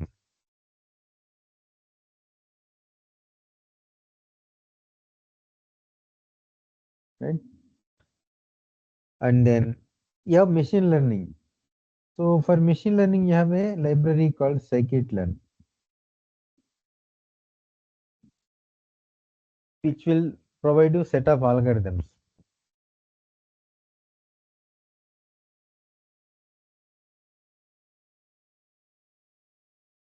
Right? Then for natural language processing, you have NLTK, Natural Language Toolkit framework available. And of course, there is another workload, that is social network analysis, where some other graph-based libraries that will be used. These are the some of the tools. So whenever you want to compute, right? So we need to understand our complexity of the problem, right? So this is the typical computation in using these models. Sometimes you will be using network-based models, right?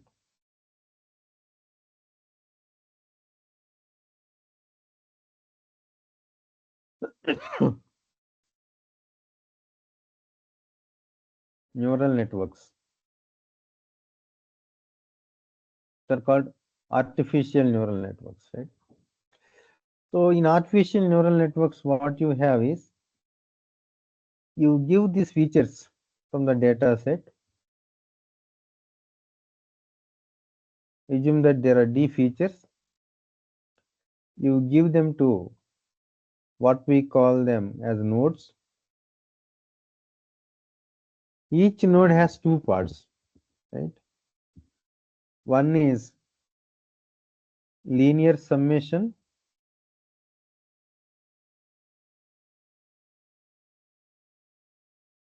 and nonlinear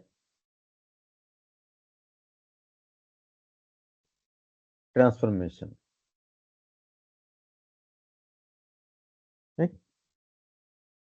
So these are my nodes. So this I call it as a layer.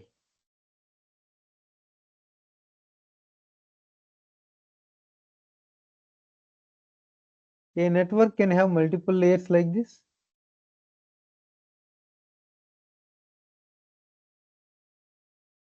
And finally, the outcome from this particular layer is combined here to get the output.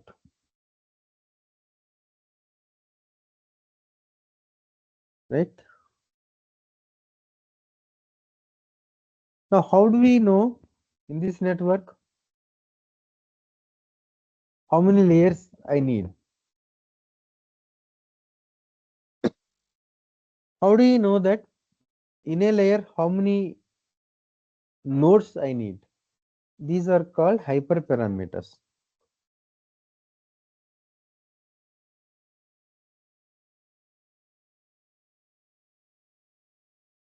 That means they are supplied from outside.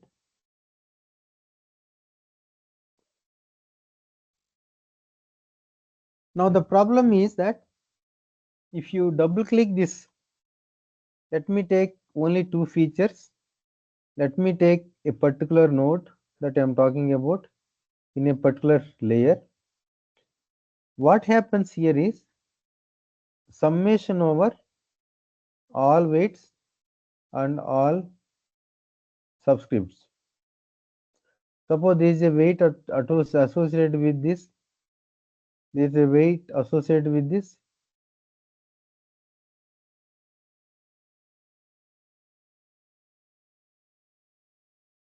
This can be omega 1 x1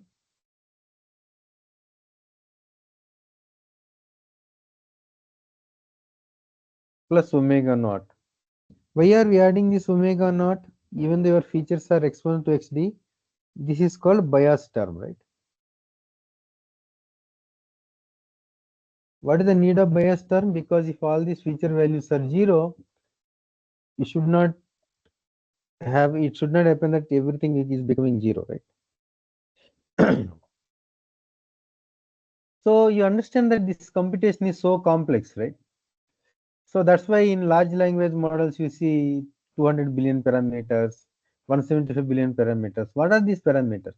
These parameters are nothing but weights associated with these edges in the network, right? But in the case of LLM, you have a large complex networks, right? So in order to understand this,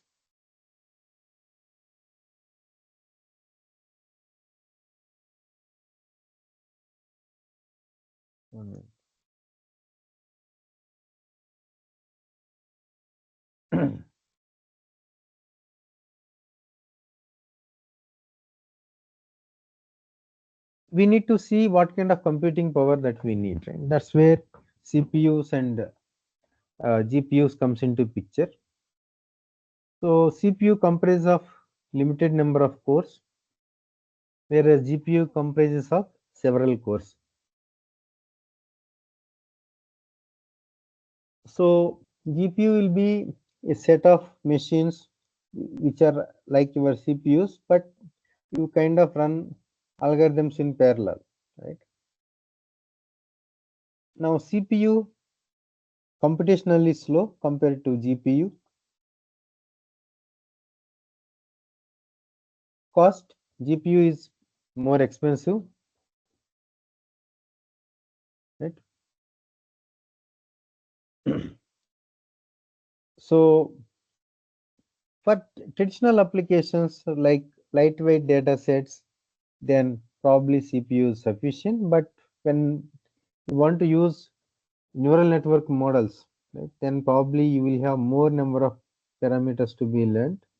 Then you switch to GPUs, right? There are certain examples that you can see here, right? NVIDIA, Google TPU and all that, right? Now we also have certain frameworks, right? So what is deep learning? Deep learning essentially uses these deep neural networks, right? So there are different frameworks that we have. One is TensorFlow, is such framework.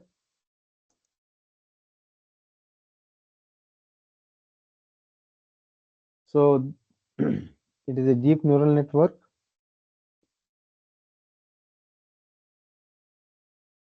It can develop lightweight machine learning models. You have a very good one-stop shop solution for this, right? And understanding is slightly difficult.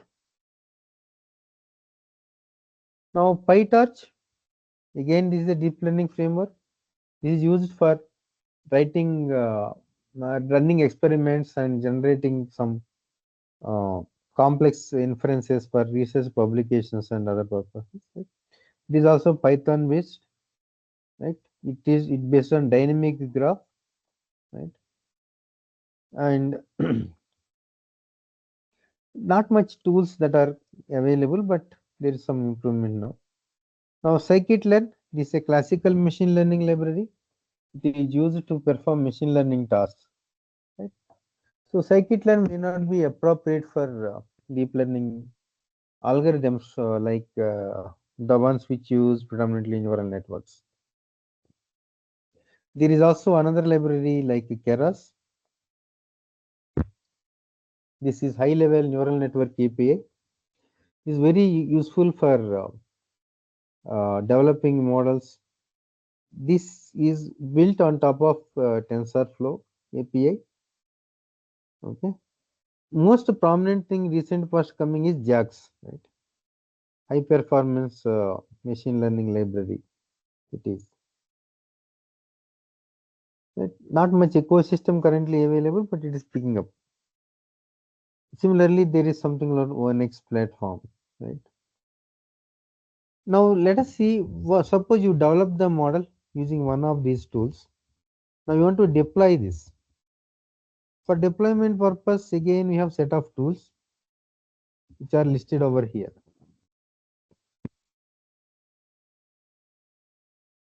Among these, MLflow is more popular. Okay, so you can have a seamless mechanism for model tracking and registering purpose, and it is framework agnostic. It is not tightly coupled with any of the frameworks, right? So this will be used for life cycle management. And the torch serve, it is actually from PyTorch. It is for real time inferencing. So these are the tools for development and deployment. Now operations, right? Like the way you have DevOps, one can think of MLOps, right? So these are the tools pertaining to machine learning operations. One is MLflow, right? And other one is weights and biases, which is for tracking purpose. Uberflow, which is like kind of Kubernetes, right? Containerization, right? And Apache Airflow. So it is based on directed acyclic graph, DAG, right? So broadly, when you talk about models in AI, right, there are two ways we can discriminate them, to divide them. One set of models are called discriminative models. Another set of models are called generative models. The examples for discriminative models is a kind of classification and prediction where you kind of come up with a mathematical equation, right? Generative models are based on some probability distribution kind of a thing. These models, one example is a base model, naive Bayes model, which is from the conditional probability. So discriminative models usually trained on labeled data, where a generative model, they intend to learn the internal representation and structure of the data to create new samples.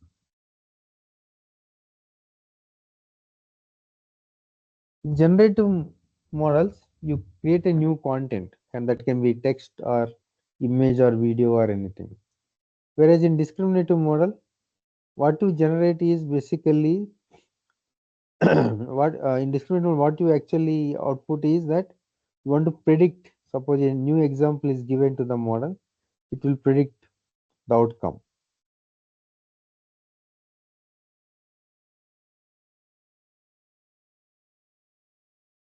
Right? Any questions so far? Now we are talking about large language models, right?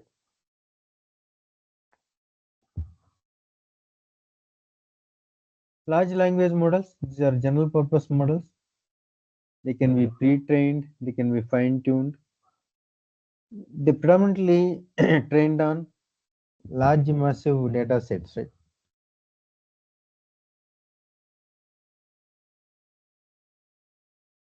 Right. So these models again, they are called transformer based model, which is on top of neural network.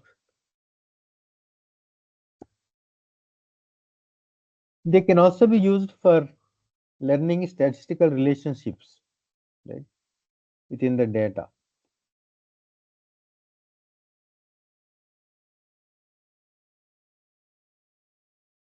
The kind of predicting the next sequence of words, next word, things like that.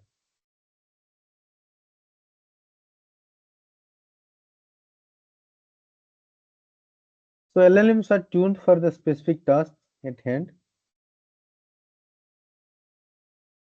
So when you talk about generative models, this is the typical architecture of generative model.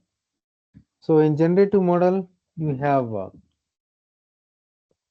input data, which is it is represented as a numerical vector form, data vector that you give as input to the model generative model, right? The model which can generate new data.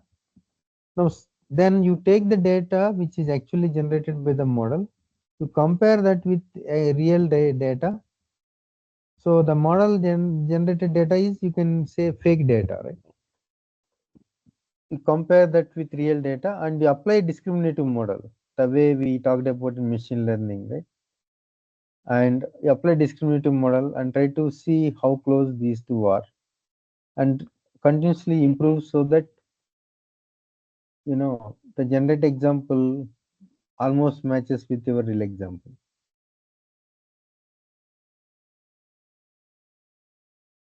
So generative models again classified into multiple things: density models, approximation models. Within density models, we have explicit density models and implicit density models, so on and so forth. We can just see this, right?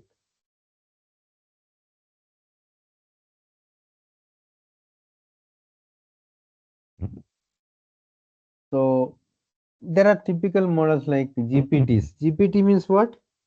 Generative pre-trained transformer model.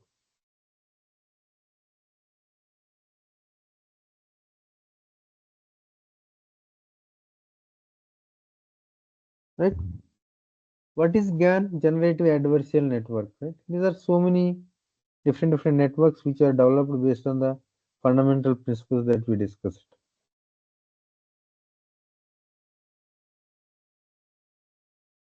Right?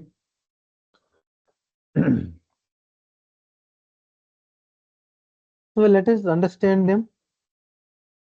One of them is, if you look at explicit density model, which will define the probability density function, some P of x explicitly. So this P of x probability distribution help them to estimate the likelihood of any data point.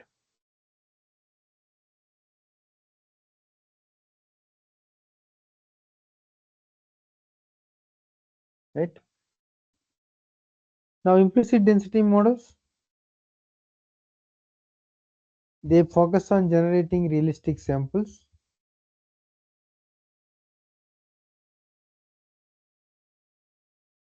So there are certain methods called variational approximation methods. They will use the concept of something called latent space, etc. Right?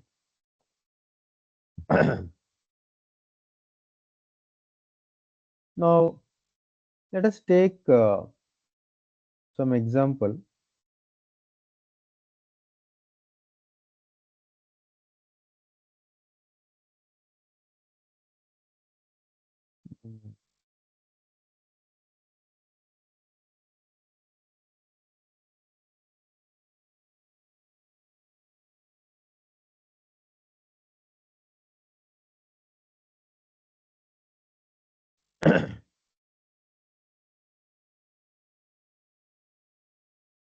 So, use case that I take is something like, how do we do risk analysis, right? So, assume that there is some data I am considering, let's say Alzheimer's disease, right? Dementia problem, right? Some sample data set I am considering. So, let's say these are the attributes that you can think of: identification number, gender, and whether the person will be using right hand or left hand, right? We have this left hander, right hander, right? Age, number of years of education, socio-economic status, some mental state examination, clinical dementia rating, which is actually rating given to the person towards measuring the degree of this or to what extent he has that disease, right? And then you have some feature like estimated total volume in the brain cells, right? And then whole brain volume, etc., etc., right? So now what we will do is we will try to analyze this data something like this by performing some correlation analysis, right? Then we'll see how they are. Now we examine that between two features ETU and ESF, there is a kind of relationship, not necessarily strictly linear, but almost linear, but towards the extreme positions of E2, whether it's low values of E2 or high values of E2, you tend to see a kind of curvature, right? Here and here. Now, how do we model this? So, this is how I impute, because I talked about imputing, right? You simply say that assume that these two columns there are missing values. So, in any field to fill the missing values, you will use median. So, for each column in this column set, you are filling that column with median value of that column. In place is equal to 2 means you are replacing there only.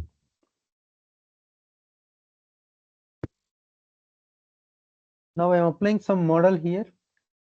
So what I will do, I will actually split the data into training and test. Then you create a model object. Once the model object is created, you will be training that on that model. Then you will get fitting parameters, something like this, right? Then you test the model on this, right? So then it is a kind of research work. So what inference here is, most of the work, if you see, people looked at this data set in terms of classification problem, right? Predicting the dementia. But important thing is there is no risk level identification, right? In practical real time, you want to understand the risk level, not that predicting with some accuracy, right? So there is a mechanism that is given here, and you can apply unsupervised learning techniques to extract best features from this data set. There are algorithms like extra T classifier and K-best features class algorithm. So based on that, we extract the best features and then try to come out with performance evaluation, right? There is something called best model and all that. So you can come out with some conclusions like this, right? So in tomorrow class also, I mean, we have another session on NLP and applications and all that. There also we'll see some actual activity, hands-on activity on this. But this is the overall idea of machine learning, deep learning, and AI, right? So with this, I would like to stop. Any questions you can ask me now.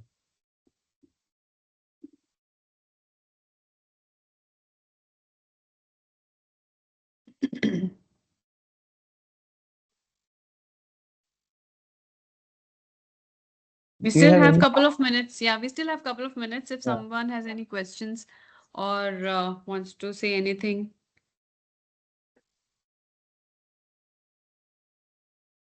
How do you find this? Is it informative or Yeah, any? please share your feedback also.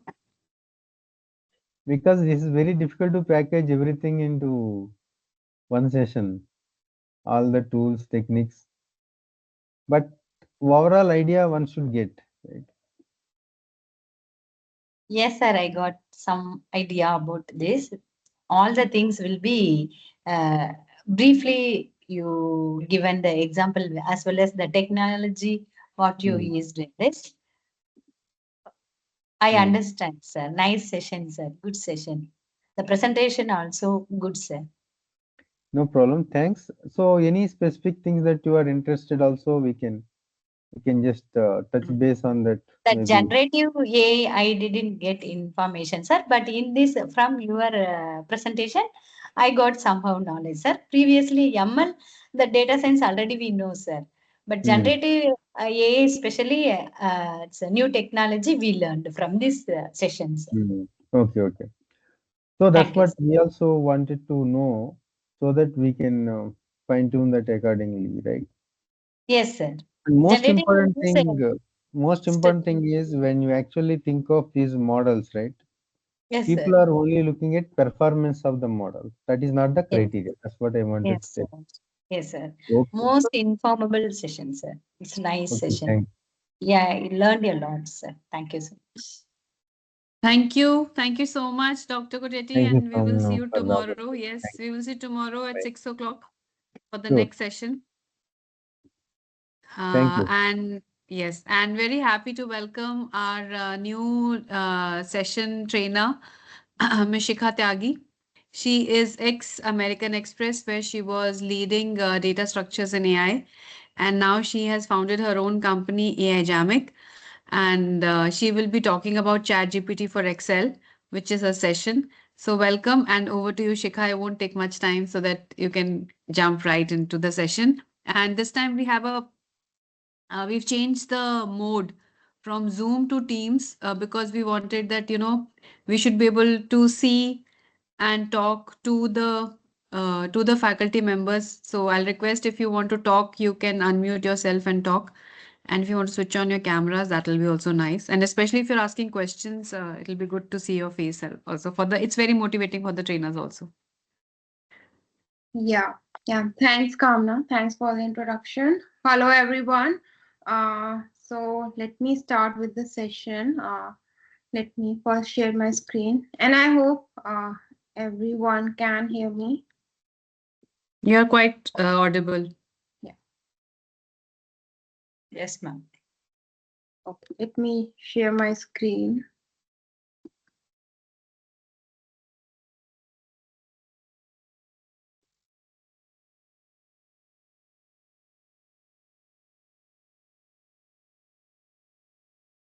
So is my screen visible to everyone? Can you see it? No, ma'am. Is it visible now? No, no, not visible.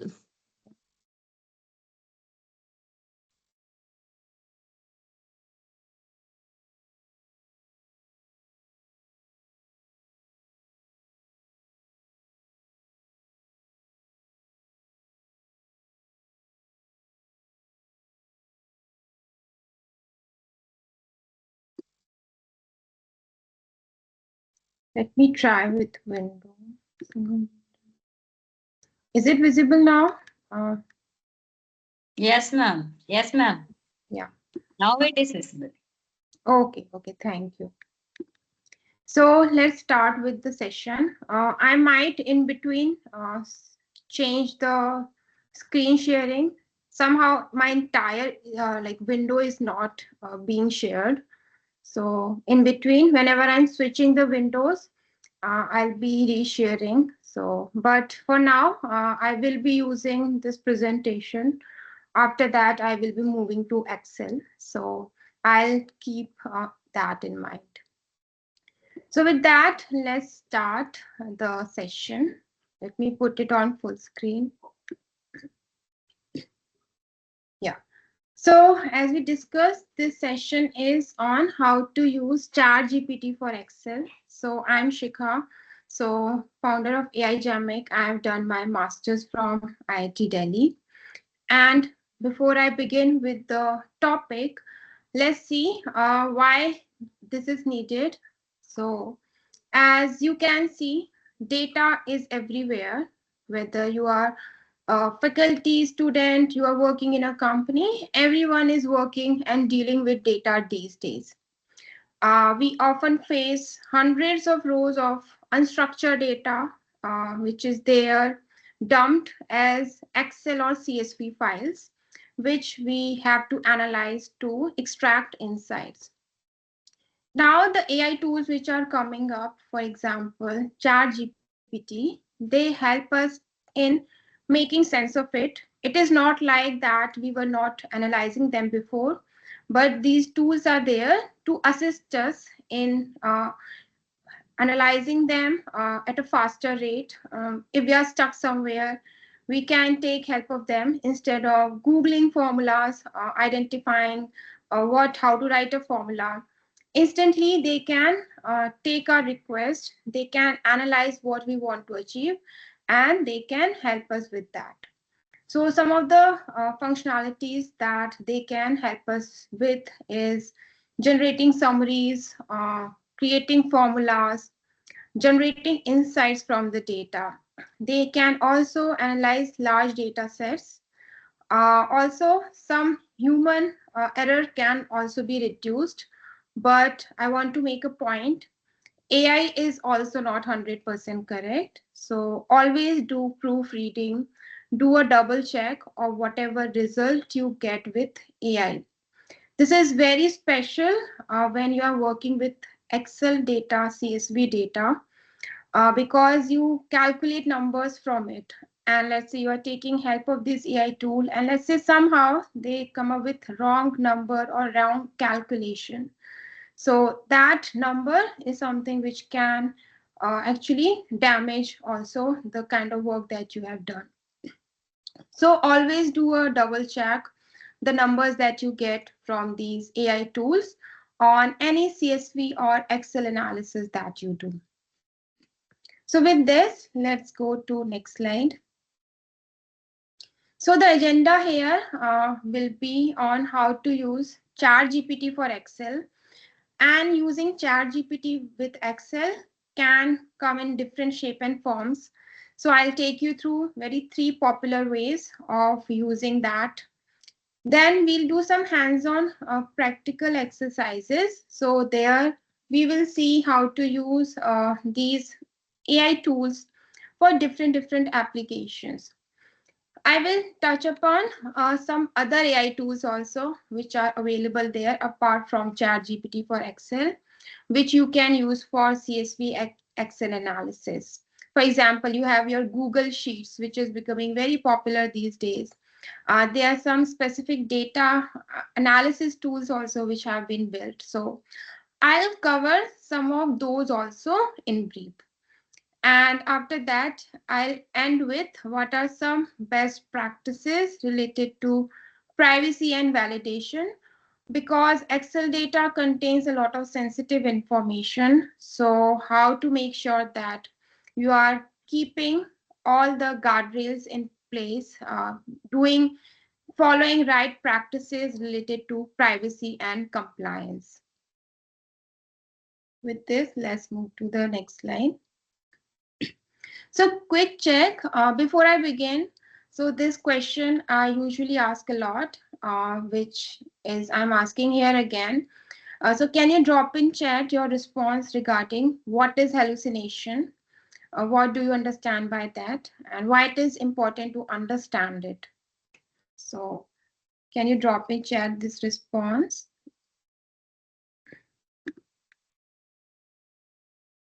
So feel free to write whatever interpretation you have related to hallucination.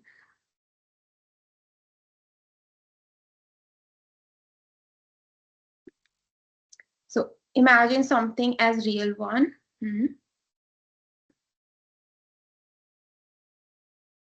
Yeah. Any other one who wants to write something overthinking that is not exist? Yeah. Yeah. So let me talk about what is hallucination and why it is important to understand with respect to any AI tool usage. So what happens, these models, these AI models like ChatGPT, Gemini, when you are using them, sometimes like maybe very small fraction, let's say 1 or 2%, they might generate some information that looks semantically or syntactically correct, but the facts which are there in that statements are wrong. So let's say you give a column and say like, what is the sum of this column? And it comes with a number. So you might say, okay, you have used ChatGPT, so this number is correct. But there can be some 1 or 2% cases the number which ChatGPT has come up with is wrong. So this is the fact I want to emphasize on, is that no AI tool is 100% correct. They hallucinate, and by hallucination, it means generating information which looks correct to us, but when you do a fact check yourself, it turns out to be wrong. So always do a proofreading, do a double check on the result which is generated by the AI models. So with this, now let's see how we can use AI or ChatGPT with Excel. So there are primarily two ways in which you can do that. So first is either you add AI or ChatGPT inside Excel, or you upload an Excel to a AI tool like ChatGPT has this UI interface where you can upload it. So these are the two ways you can do that. And with respect to OpenAI, these are the three categories in which you can work with GPT models. So OpenAI has this GPT family of large language models, which are available to us in these three formats. So first is your Microsoft 365 Copilot. Second is your Excel plugins. Third is your ChatGPT UI. So now I'll take you through these one by one quickly to understand what are the differences in these three, which one you should pick, which should you think about or consider before using. So now let's move to the next slide. Yeah. So let's start with the Microsoft 365 Copilot. This model, can you tell me, like, behind the scene, Copilot is using which model, which LLM model? So in chat, you can type.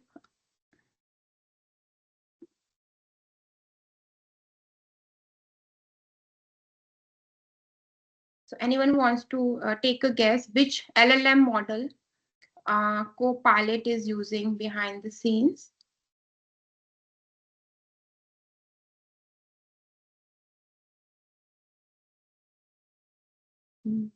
Yeah. Okay. So let me talk. Yeah. Someone was saying something. GPT-4 ma'am. Yeah, so GPT, yeah, correct. So GPT family of model is what Copilot uses behind the scenes. So I'm not sure how many of you are already using. So if you, let's say, have an enterprise version of Microsoft Suite, so they have integrated Copilot in each of their product, Excel, Word, PowerPoint, Outlook, Teams. So I'll take you through the Excel and show you how it looks like. So what are the advantages of it? So the advantage is that it is something which is part of Microsoft 365 ecosystem. It has a lot of good security feature, permissions, and compliance setting, which lets you are working in an institute or company. So security, privacy matters a lot. So let's say if you want to access these models in a very secure manner, so Microsoft Copilot is the preferred choice of using it for Excel analysis. Now talking about, is it free, paid? So yeah, it is actually a paid feature. You need to actually, or your enterprise organization need to pay some amount to have Copilot integrated inside your Excel. So this is not for free. So this is one of the disadvantage also, that you need to have an enterprise version of Excel available with you to be able to use the Copilot functionality. So it's a paid feature. Now the second category is your Excel plugin. So what is Excel plugin? So these are your third-party add-ins that connect an Excel workbook to large language model. So these are, you can think of as plugin add-ins, like we have in Google Chrome. We add plugins. Similarly, in Excel also you can do these third-party add-ins. And some popular GPT-based Excel plugins are these two. First is your GPT for Excel Word. Second is your Power GPT. But again, the issue is that they are also not free. They come with payment or some trial version basis subscription. So for some time you can use it for free, but after that you will need to add some like credit amount in these to keep on using it. Because behind the scene, what these plugins are doing, they are actually calling GPT APIs only.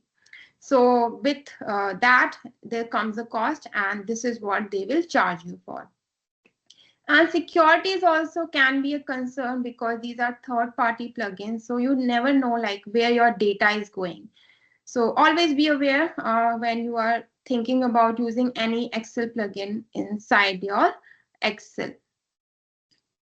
Now, third and the most popular way, I think some of you might have already used that.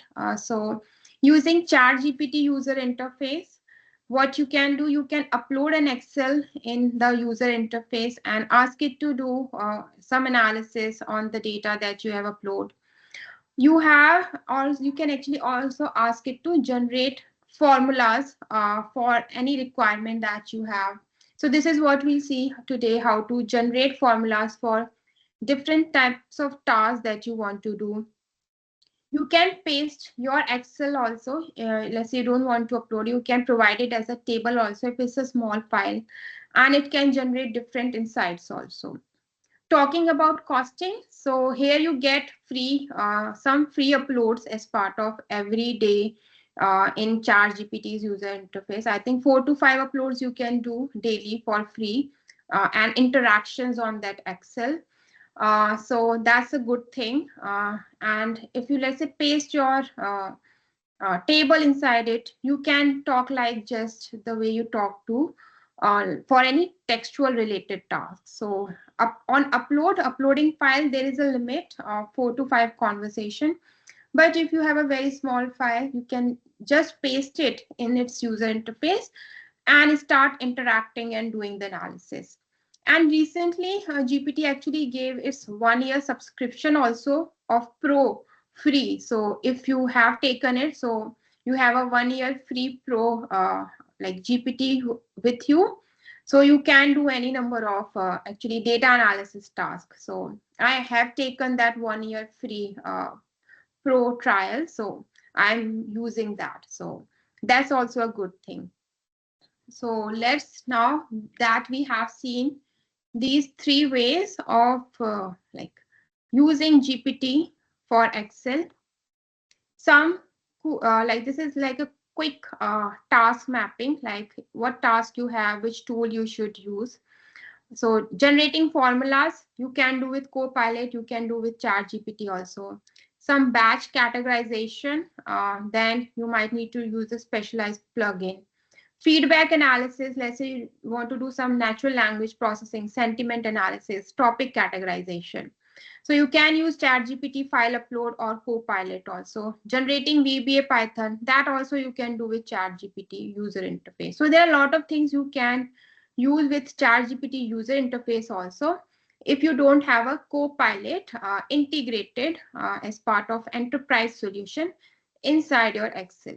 So in primarily the hands-on, what I will be doing, I will be focusing on Copilot and ChatGPT user interface for doing all the tasks that I'll take you through. So let's start with live demo now. The first demo I'll take you through how to generate formulas and do the formula explanation. So this is the first set of demos I'll take you through now. Let me switch to Excel now. So I'll reshare my screen.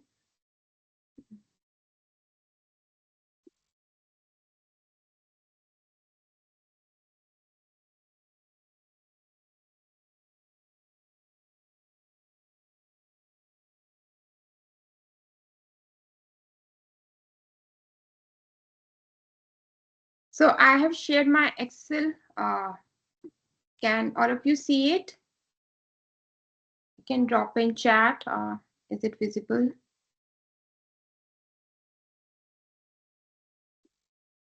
Let me share again.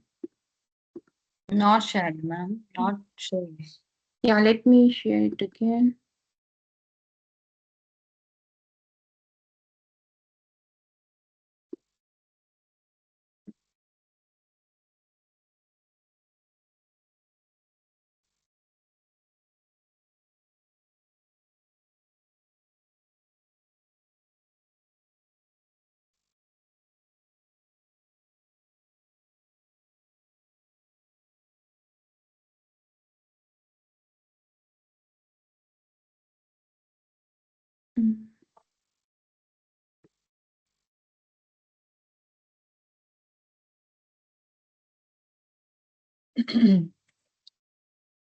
What is the issue? Yeah, I'm not able to share my entire screen. I have allowed it. You should be able to Yeah. share it. Yeah, let me check.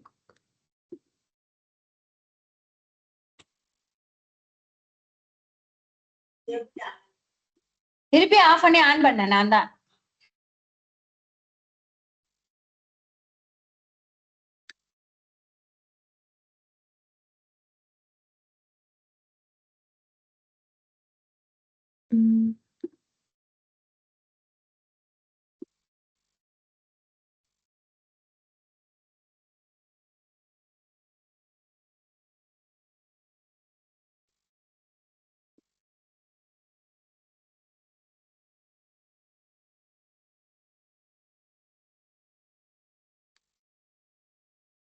Yeah, so it seems I was able to share my browser, but not Excel window.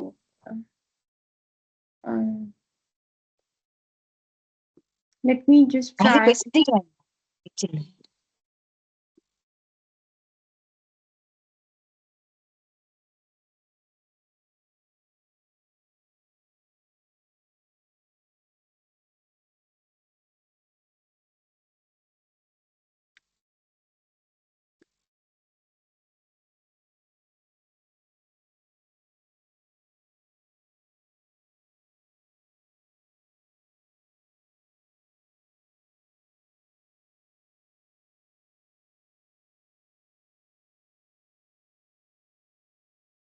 So is my screen visible now?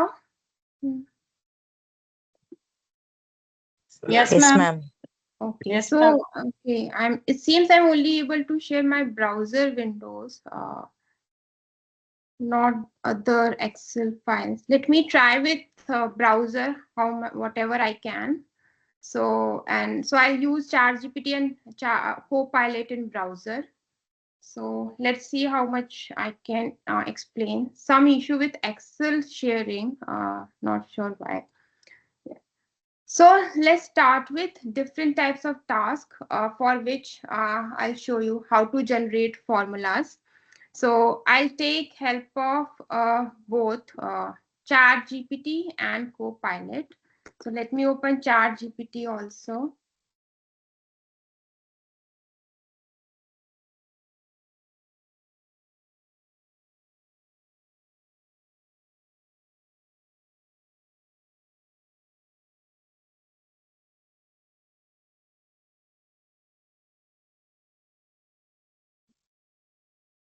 Yeah. So now let's start with our sample data file. So you see, this is the sample data file. Let's see, you have student ID and marks. So I'll start with very basic tasks and then we'll move to the complex task. So first is how to generate formula or how to take help of Copilot in generating the insights from it related to your numerical aggregations like min, max, sum, count, distinct. So you see, these are the tasks and the prompts that we will be using to take its help in generating the formulas for us.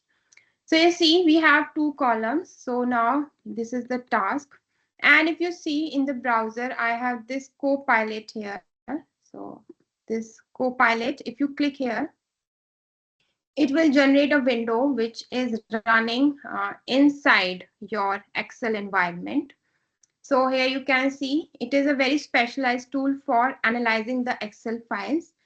And this is why you can see you have the suggestions with respect to Excel analysis, like write a formula with that description, what you can provide that description. Suggest a formula column for data, explain or suggest a fix for an error in formula. So these are the different suggestions it has provided. So first, what we will do, we'll start with this task, generate formula for calculating max of column B. So let's use this as a prompt here.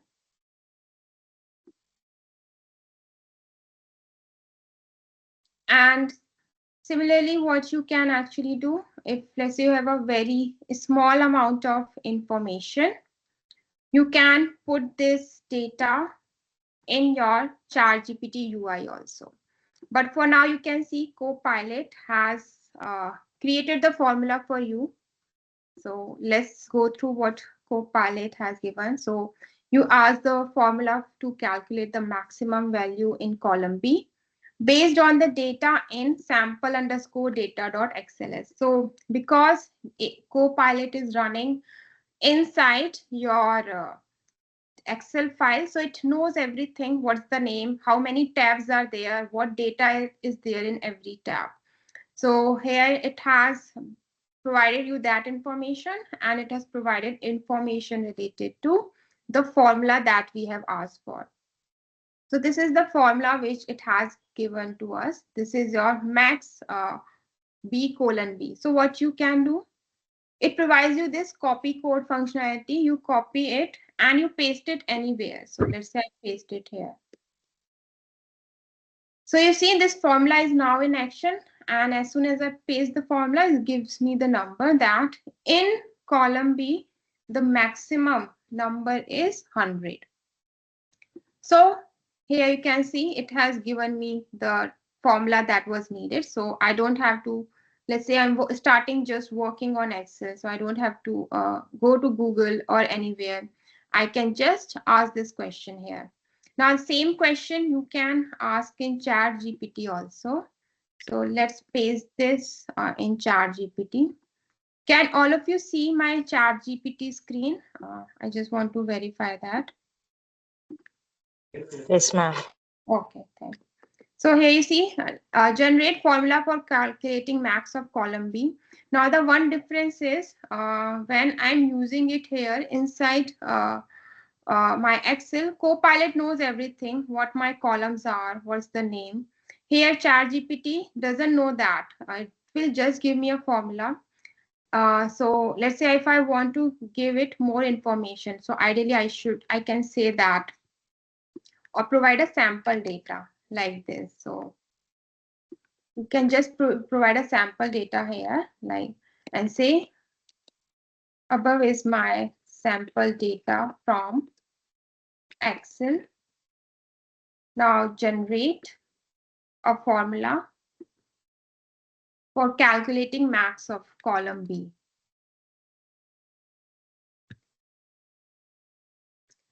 Okay, so you see it has given me information on this. If your data is in cells B2 to B9, this is what you can use. If your entire marks is in column B, so this is what you can do. So it also provides you formulas for any task that you want to perform. It's just that it doesn't know the schema, the structure of your Excel file, what header or columns are there.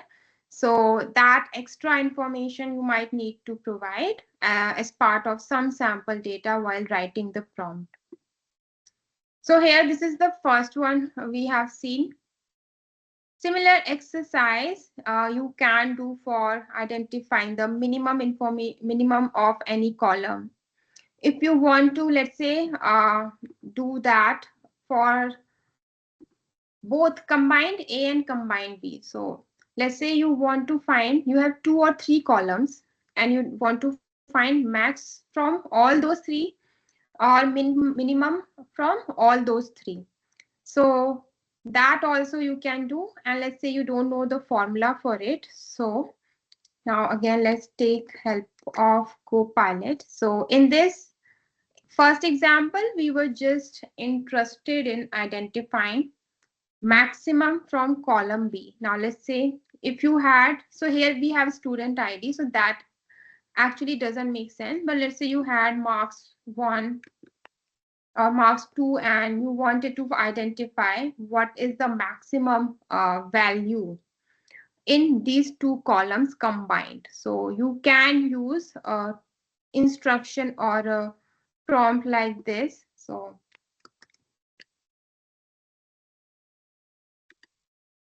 to generate formula for calculating max of both column A and column B combined.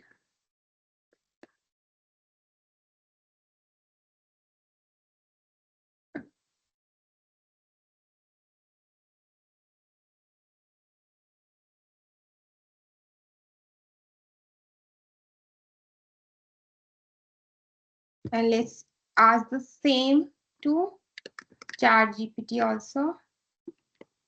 So I'll show you both like how you can use Copilot and ChatGPT for the same task. Because let's say you don't have Copilot, so you should know how to use GPT for generating these formulas.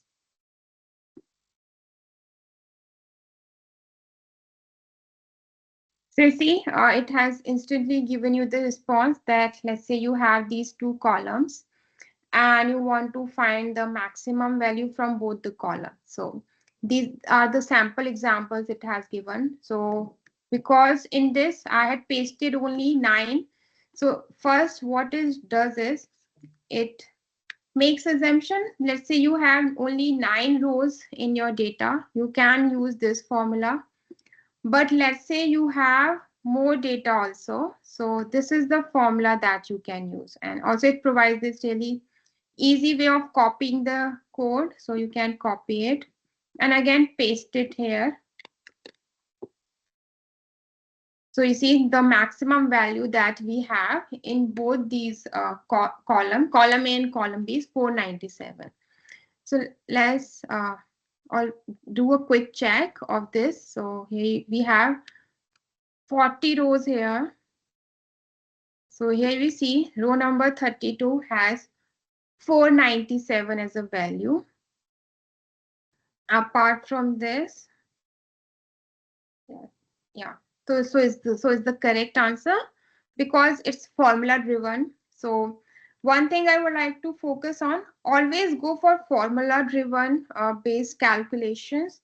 You can ask Copilot also to calculate the number instantly, but there's always a chance it might it can generate some error prone numbers. So always be aware of that. Maybe what you can do, first ask it to generate the total amount, or let's say a max amount, and then generate a formula also, and then do a cross check that the actual number which Copilot has generated, is it matching with the formula based number or not? Because formula is reliable, it's like 100% correct. The calculations are happening behind the scene.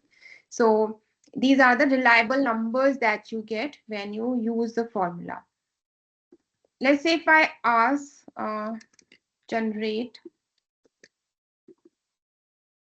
total for, or let's say, so let me try getting the final number itself, not the formula. So let's say calculate max of both column A and column B combined.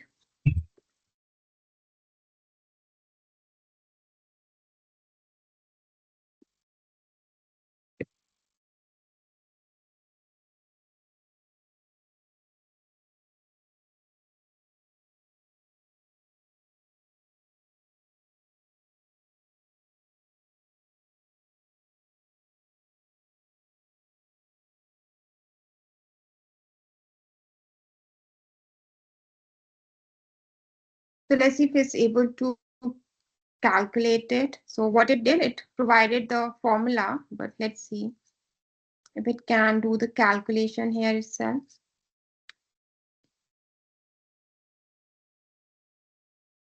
So you see, it has given me the answer. You ask for direct calculated maximum value across column A, column B combined. The result is 497. So you can see, yeah, this is correct this time. So what we got from using the formula is exactly same what we got using Copilot's internal calculation. So this is an example on how to use it for getting maximum value. Same, let's just quickly see on what formula we get for minimum value. Now this query, which I just made of doing the direct calculation on the number, you cannot do that without uploading entire data on your ChatGPT. So here either you will need to paste all of your data or upload your Excel as a file and then ask it to calculate the maximum of column A and column B combined. So here you see you will need to upload your file to get that number directly.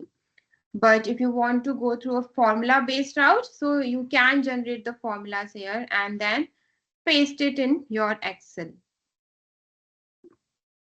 So let's quickly ask for this also. Generate formula for calculating minimum of column B.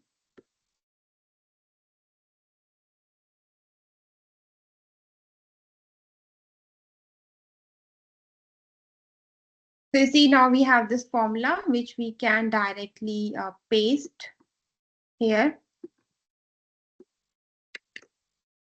So you can see this is our formula and the minimum value in column B is 1. So you can also see the syntax, how it looks like. Every formula starts with equal sign. So equal is what gives you the formula. You can ask for formula from inside Excel also. Here you see when as soon as I type equals, I get this prompt of ask Copilot for the formula. So you can write your requirement here also, instead of going to this chat mode. So Copilot is living here inside your Excel.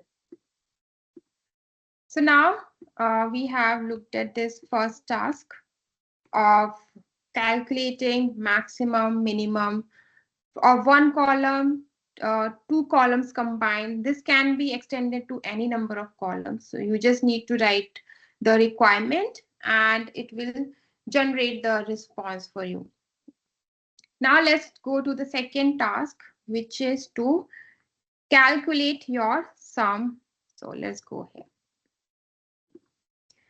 So this is the second task we'll go through. So here you see we have this sample data where you have the product ID. Then this is your sales data. So let's say this is your sales, region 1 sales.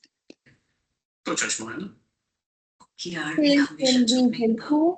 और उसूलन वो interviews एक तरीके से धोखा ही है क्योंकि तुम्हें सारे सवाल पहले से ही पता होते हैं तो मेरा अटक मिलेगा मुझे यकीन I है तुम think ये someone is not on mute, so media please be on mute. कोई भी सवाल On पूछो मैं सब कुछ background. हैंडल कर सकता तुम ये सच में करना चाहते हो हाँ Can everyone तो मुझे सुपर everyone लाइन press बनकर on interview mute?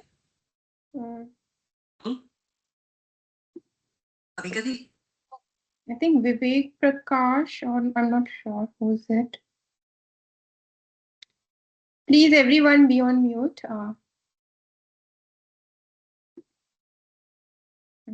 Okay, thank you.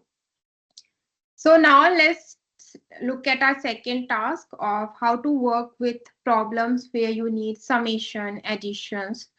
So here you have the sample data. So you have different product IDs and you have the region wise sales for it. So let's say in region when how many quantity of this product was sold. Similarly for region 2 and region 3. Now we'll start working with how to calculate the sum. For example, what were the total sales happened in region 1?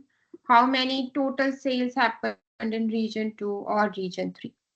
So this is the task I'll take you through now. So let's first see how to generate formula for sum of column C. So let's take this requirement, message this to Copilot. So it says generate formula for sum of column C. So let's paste this. Now the same instruction you can paste here also in ChatGPT's UI.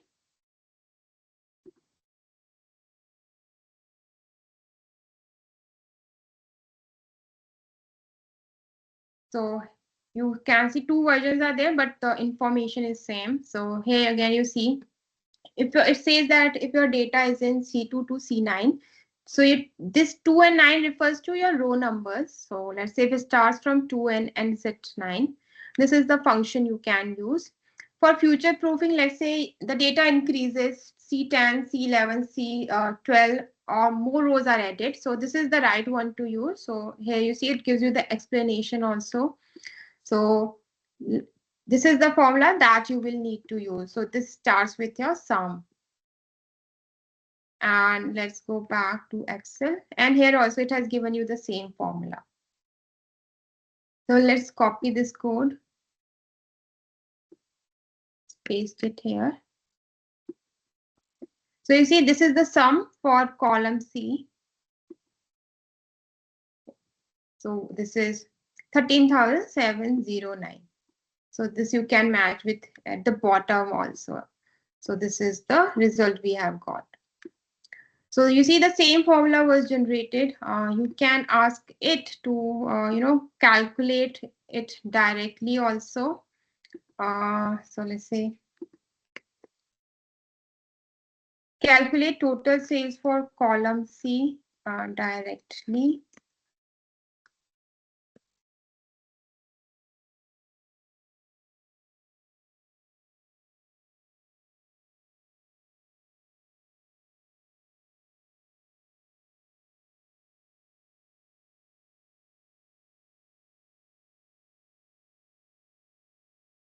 Now again, to do this direct calculation in ChatGPT, you will have to paste this entire information.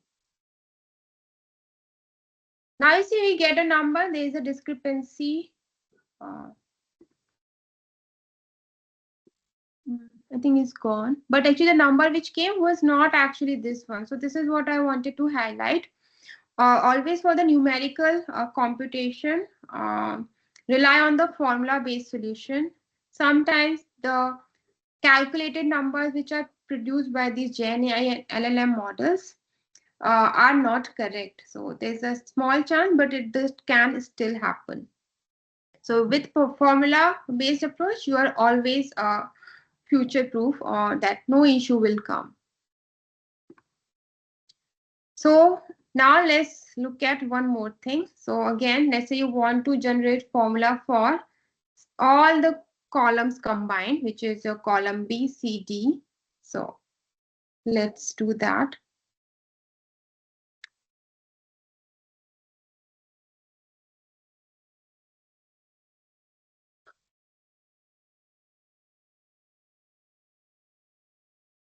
And let's paste this same requirement and ChatGPT's UI also.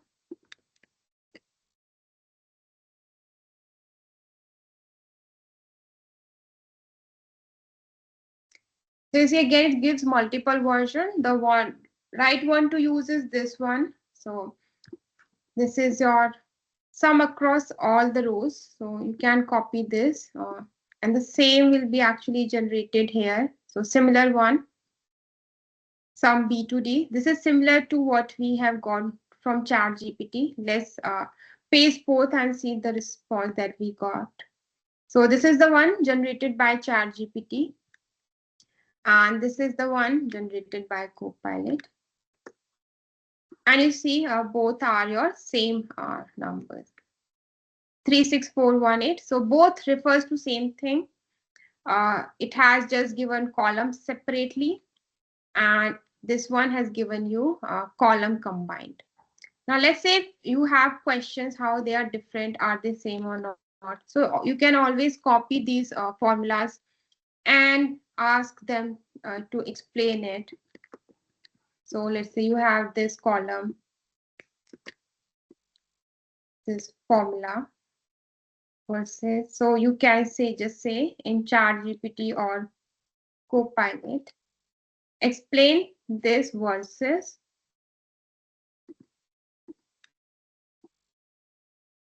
this.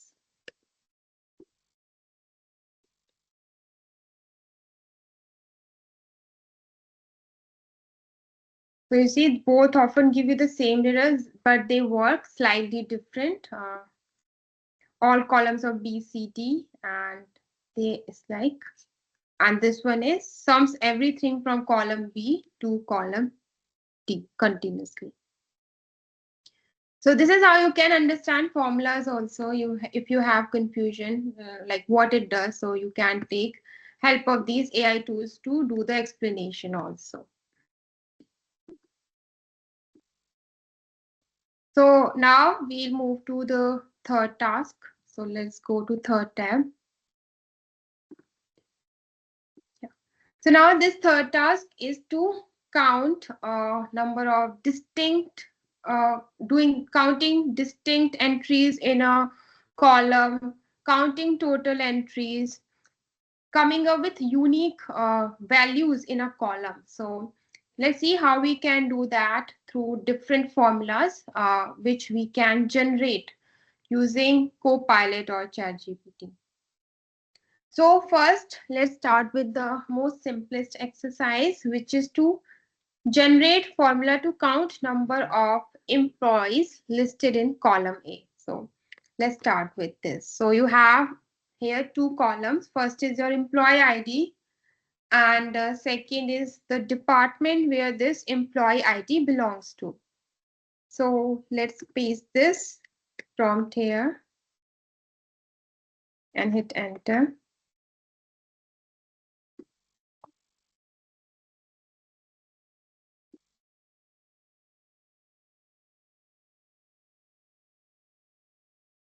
Yeah. So now you see we have got this formula, which is count A colon A. So it gives you explanation also, like what this formula does. It says this formula will count all non-empty cells in column A. Non-empty means let's say there is some blank, for example. There was a blank entry here in column A. So I removed this row 3, column A entry. So when you run a count A, it will not consider this blank value. So this is what it means, that this formula will count all non-empty cells. So let's copy this, paste it here. So you see we got 11 entries. So this you see, it has actually calculated header also here. So that's why you see it's 11. So it considered header also as employee. So now what you can do, give it an instruction that do not consider header. Now the same requirement, let me take you through ChatGPT also.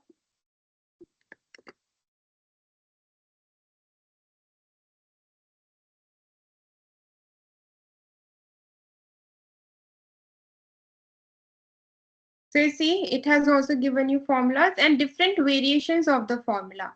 So first is if you see count non-empty cells. So this is the formula. Now if you want to count everything, so this is the formula. Now the thing related to if you want to exclude the header. So this is the very common case because the first row is usually the header. So if you want to exclude that, this is how you can do it. So ChatGPT also have provided us all the 4 variations of doing the counting.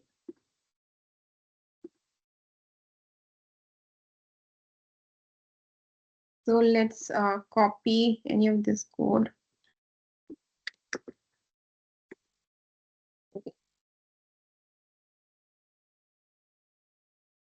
This one. So you see the first one gives you 11 because it counts everything. And now if I use this third formula,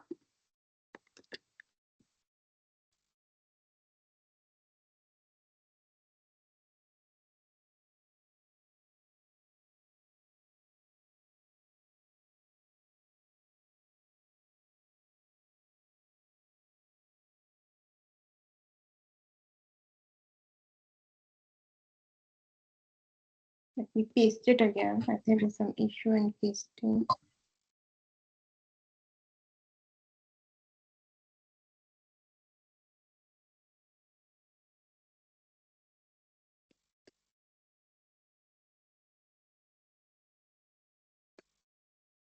At all taking yeah.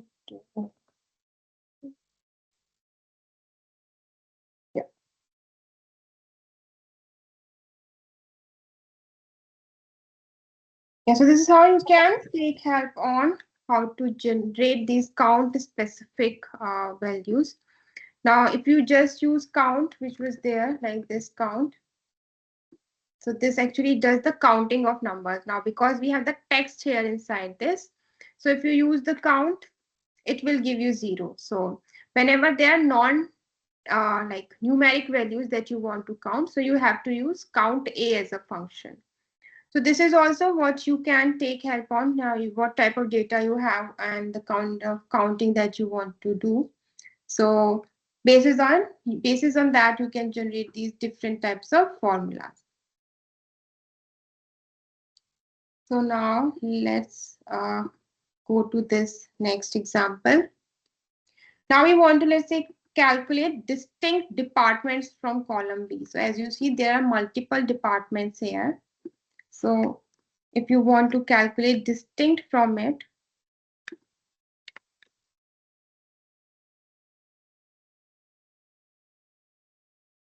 and let's paste this requirement here in ChatGPT also.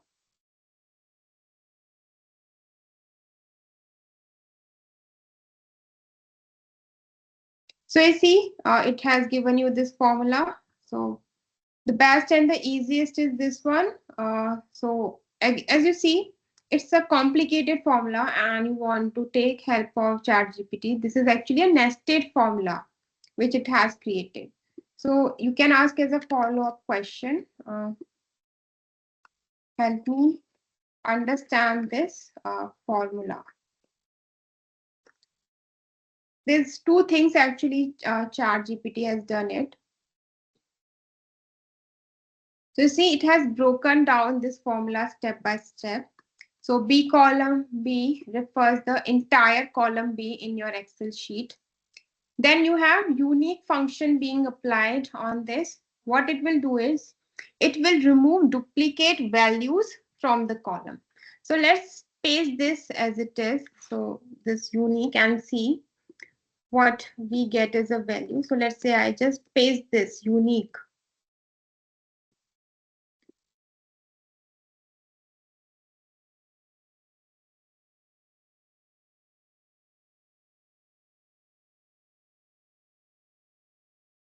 So this issue with the actually formatting of OneDrive.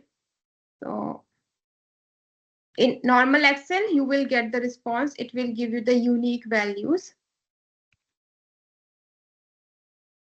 But what that actually means that unique will only keep the distinct values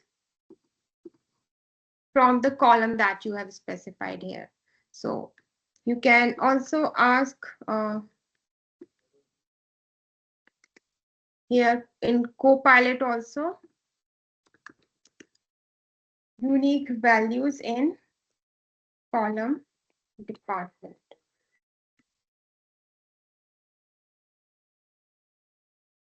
So this is like doing the deduping on the department.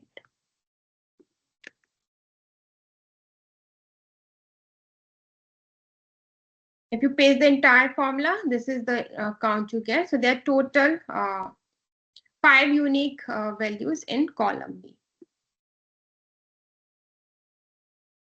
You see here we also got unique department listed. So Copilot has done the dedupe for us. So instead of asking the formula, it has given IT, finance, HR, sales. So these are the 4 unique information here. Here you see from here to here, it has given it has included any department also.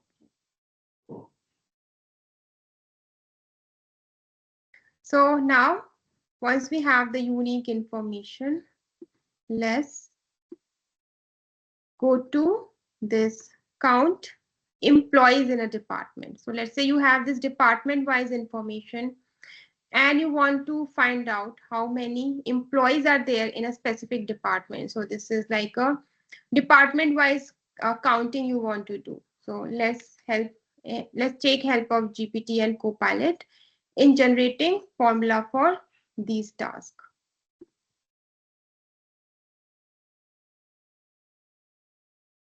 So let's do this. So let's paste this requirement here and ask for a formula from ChatGPT.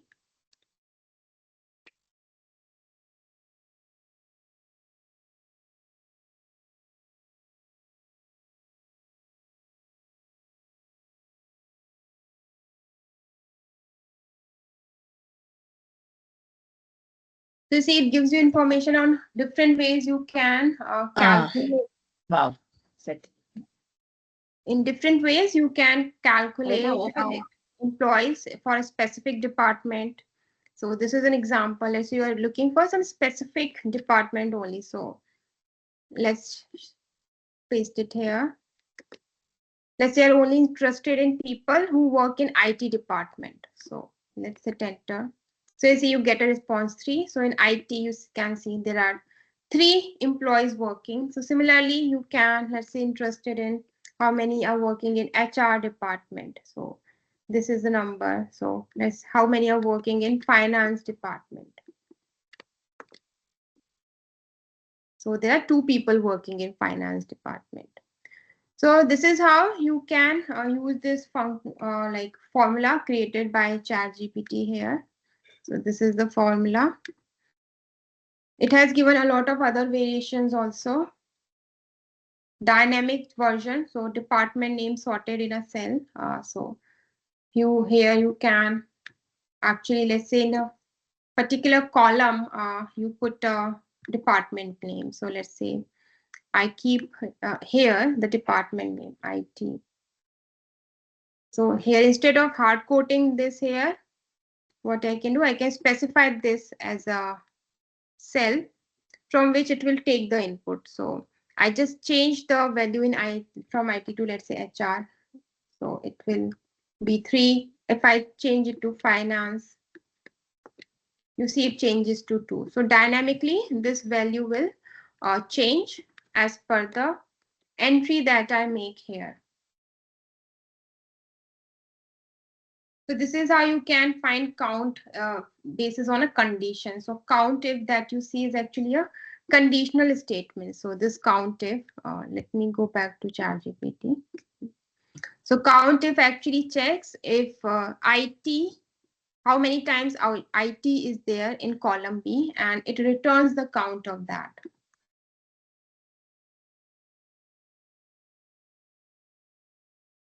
So now let's move to the 4th tab where we'll work on how to do averaging, weighted average, and how we can take help of GPT in generating the formulas for us. So now here we see we have this sample data. Student ID, course 1, course 2. So let's say this is a student who have scored this much in course 1 and course 2. Now you want to generate formula to calculate what's the average of course 1. So what's the average score of student for course 1 and course 2. So now let's see how we can generate that with Copilot first.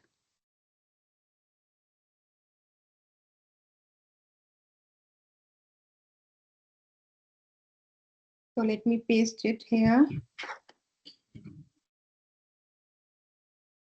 Same formula, you can paste it here also.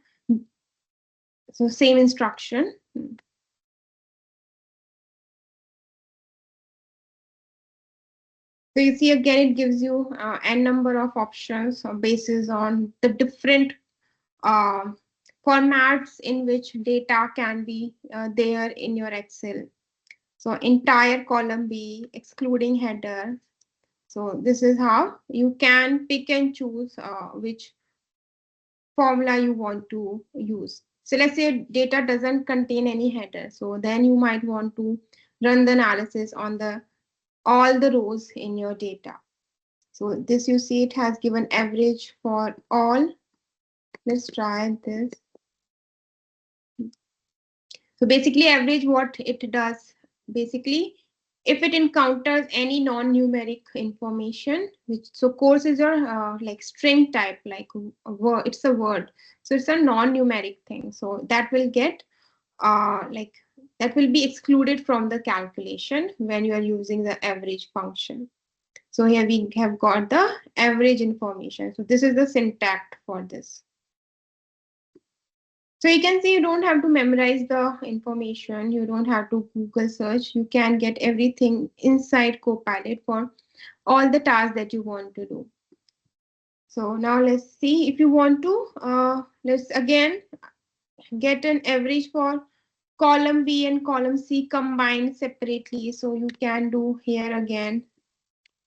Let's say generate formula for average of column B and C separately. You can make it combined also. Let's take the combined option.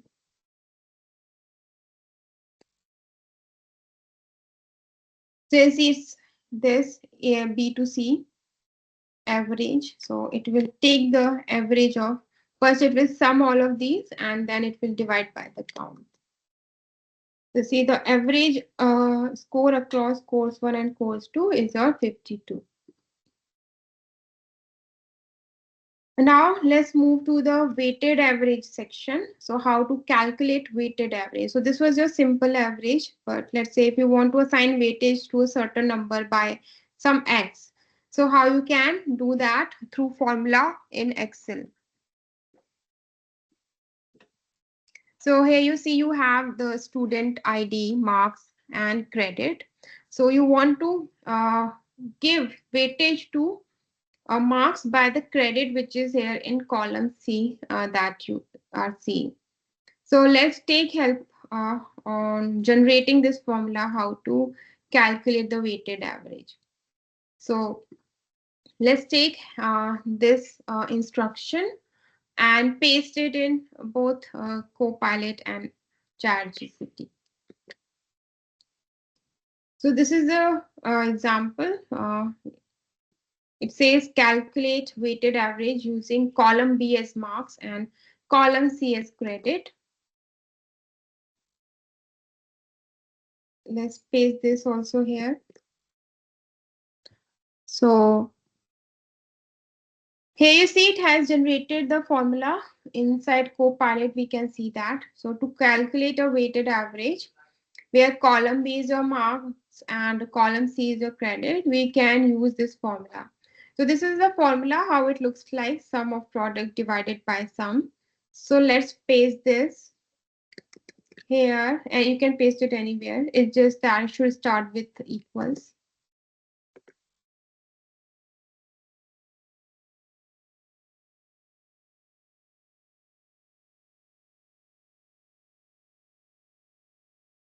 I think some issue with the OneDrive version.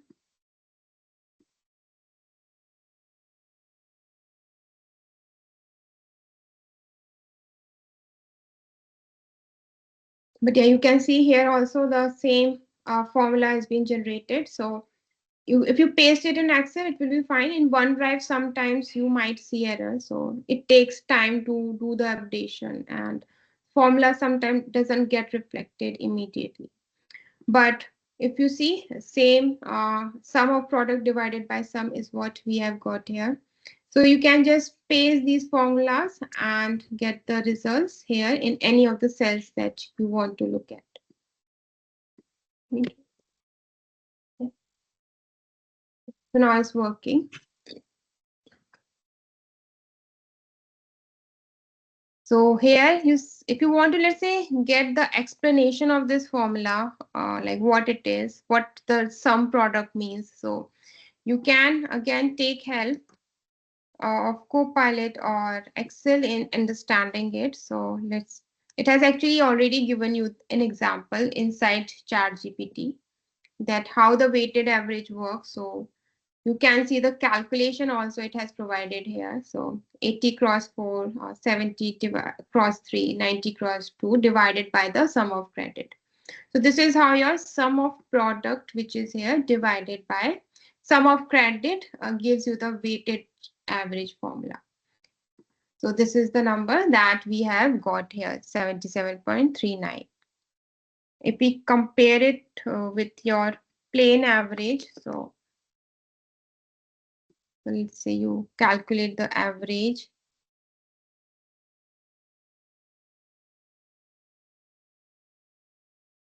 So you see the average was 40.35, but the weighted average is 77.4. So this was how to do average, how to do weighted average. Now we'll move to the next task of data filtering. So here, let's say you have the serial numbers or roll numbers, ID numbers, and you have these certain marks, and you want to perform these tasks here. So that says generate a formula to filter values greater than 50 from column B.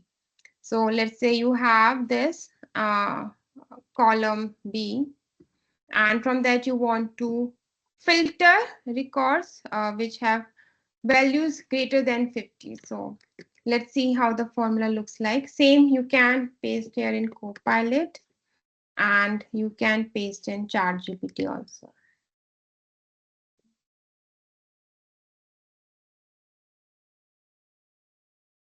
You see, it gives you options. Filter is the one that you can use.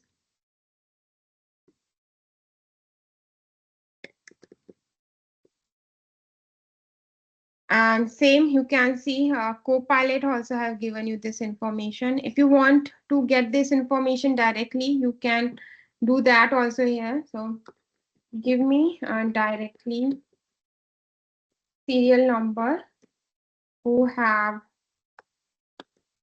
scored more than 50 in column B. So you can get those serial numbers directly also. So in Copilot. So apart from formula, it can give you the exact numbers also. So you can give me serial number directly. So let me paste this formula and see if it works. Sometimes some formula doesn't work inside this. So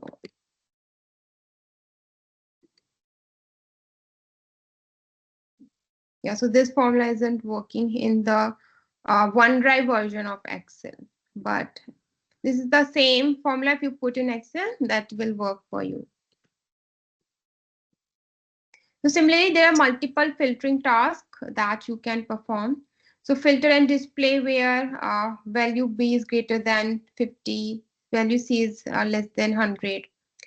Place the filter result into sheet 2 starting cell B. So this is also you can do, like you want to put result in a specific section of the Excel.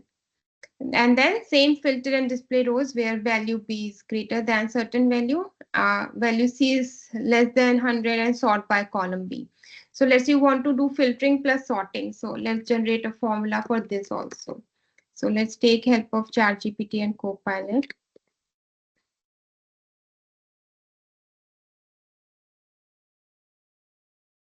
So you see, it has first looked at the conditions, and this is the formula it has created: sort, filter. So first is it has put condition inside here, then it is doing the filtering, and then it is doing the sorting. If you want to understand, then you can ask it, can you help me break down this formula step by step? So you say, help me break down this formula step by step. So let's say whenever you see a complex function, you can always take help of GPT's explanation capabilities to understand these in a modular way. So you see, it creates this modular way, like what does this mean? So this particular phrase which you are seeing in the formula. Then what does the filtering means?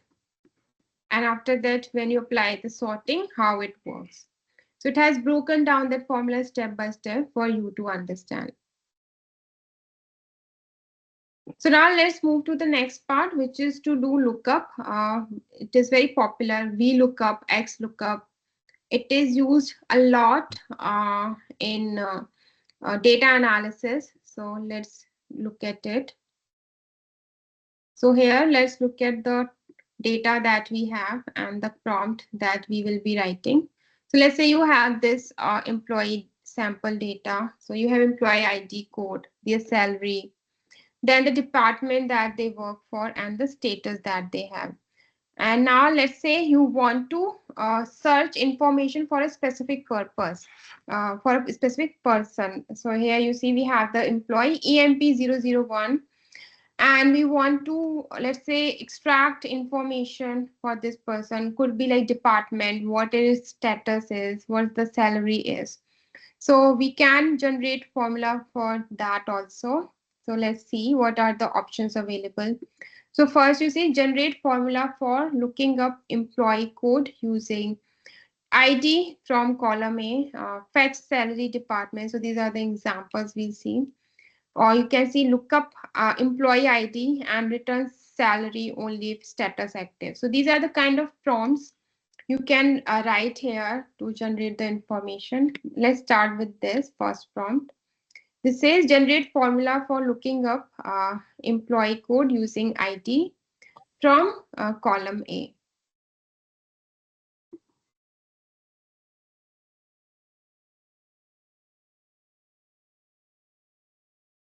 Since it has generated a VLOOKUP here.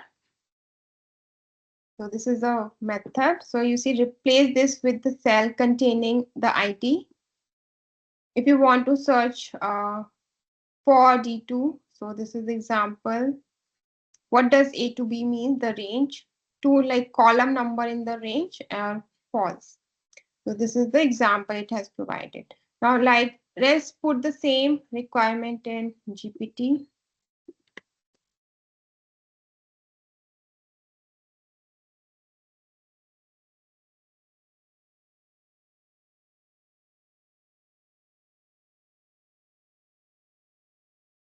Since it has also generated this lookup based information, and it gives you the explanation also. So looks for ID in column A, returns the matching employee code from column B. So this is how the lookup happens. So this is the entire explanation it has provided you. Now there are other examples also. So let me quickly go through those also. But these are the main related to your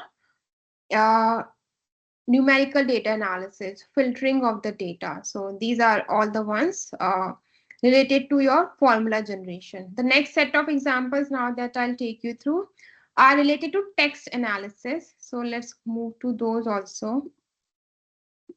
Yeah. So this is the text analysis which you can do on the sample data. So let's say you have this information of first name, last name. Now you want to generate a formula for combining the first name and last name. So let's see what kind of formula you can get using these AI tools.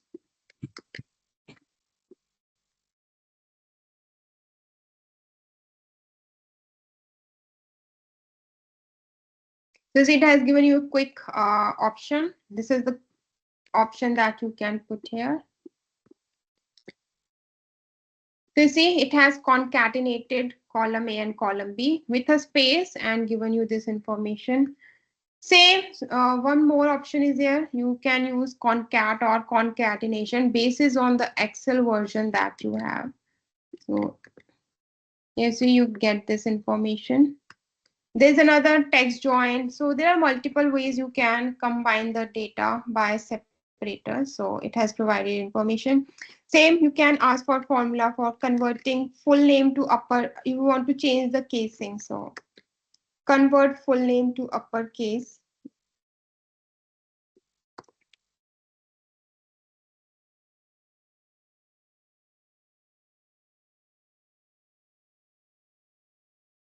So it has given you formula for this also, and you see upper is the formula which is being applied. Let's look at this third one also. So generate email IDs using patterns like this. So let's say you using your first name and last name, you want to generate patterns. So create a formula for generating email IDs using these sort of patterns. So you see it has given you this formula which you can put. So let's copy this. So you see you have got this same format that we had asked. So akash.verma@company.com. So you can change these .coms and specify whatever domain is there. So in this way, how you can combine text, do the text analysis. One more is on conditions. So generate if-based formulas. So let's say if you want to create some categorization like if marks is greater than 40, pass, as fail. So let's see how you can do that.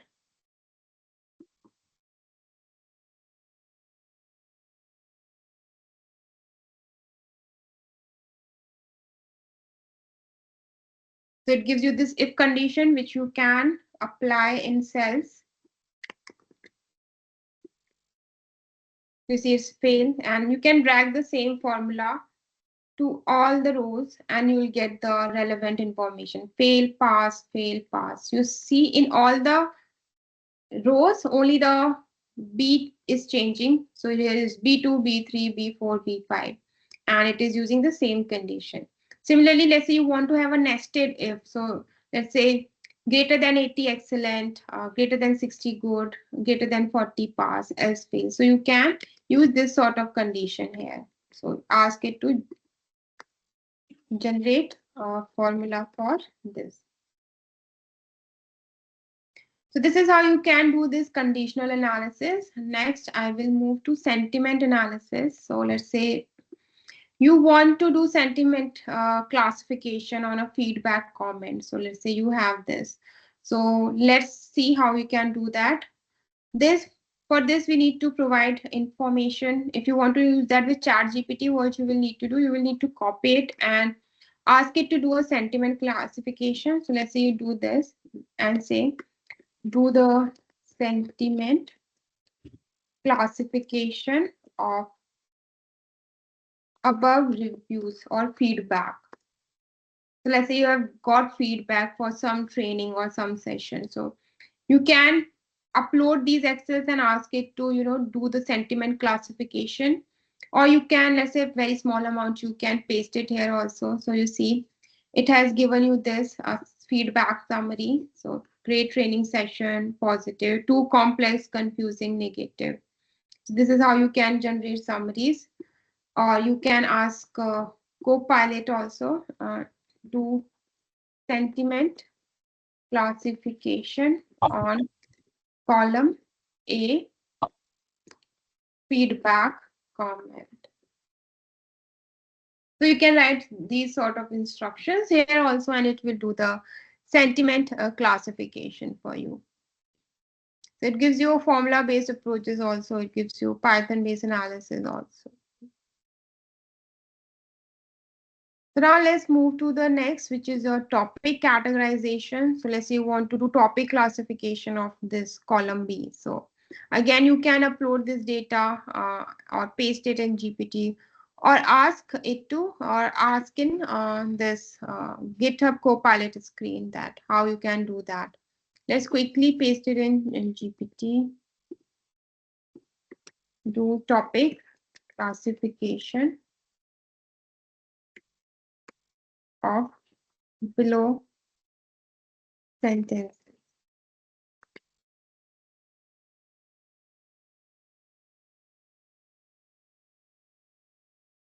This it has done the topic categorization based on whatever data you have here. Payroll, salary, sales target.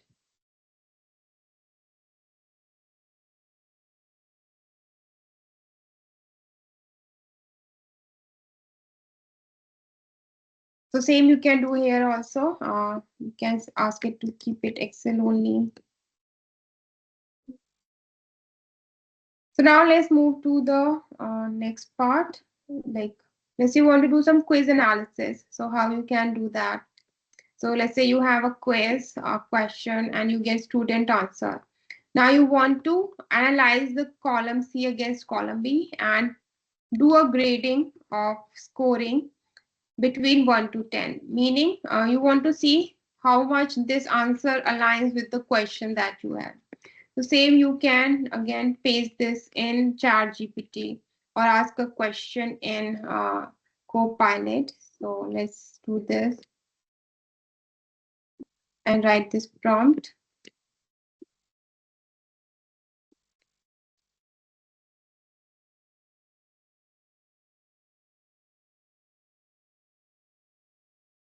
Analyze a column. So here we have just pasted these against column B question and generate a score between 1 to 10. So you can do the automated grading. You will see these Excel-based tools. So you see, it gives you a score, a reasoning also, why it has given this score on the answer provided against this question. So you can directly copy or paste it. So this is the one example of same prompt you can write here also. Now next is data visualization. You can ask Copilot or GPT to do the data visualization also. Let's say you say visualize data on data in columns. You can ask same question query to GPT also.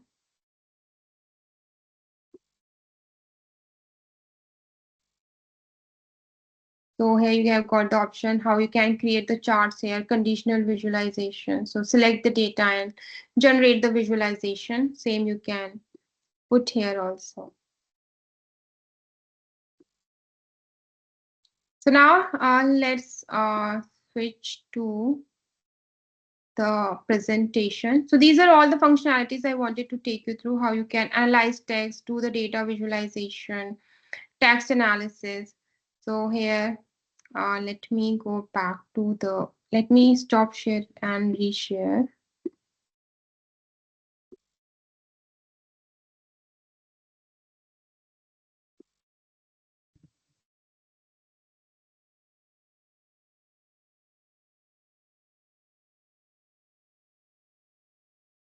Yeah, so can all of you see my screen?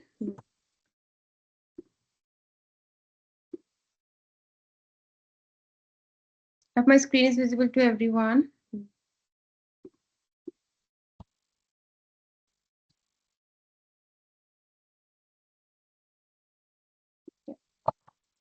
So let's quickly go through what some other Excel analysis tool you can use. So Google Gemini is another one, which is integrated in your Google Sheets. You have Julius.ai also.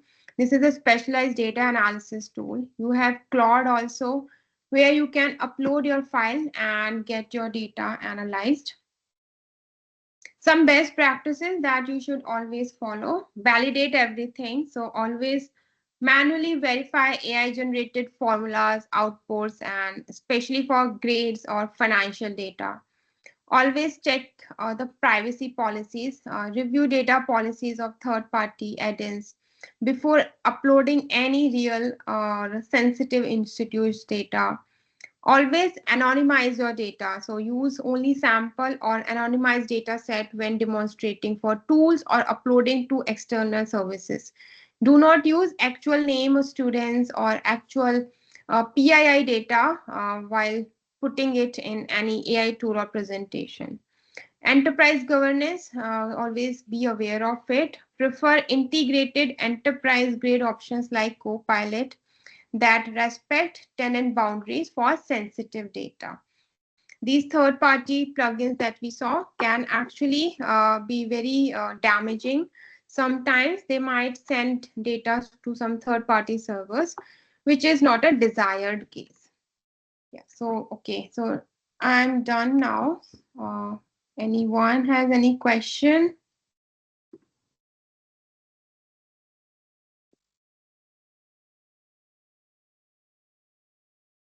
Let me know if anyone has any question related to session.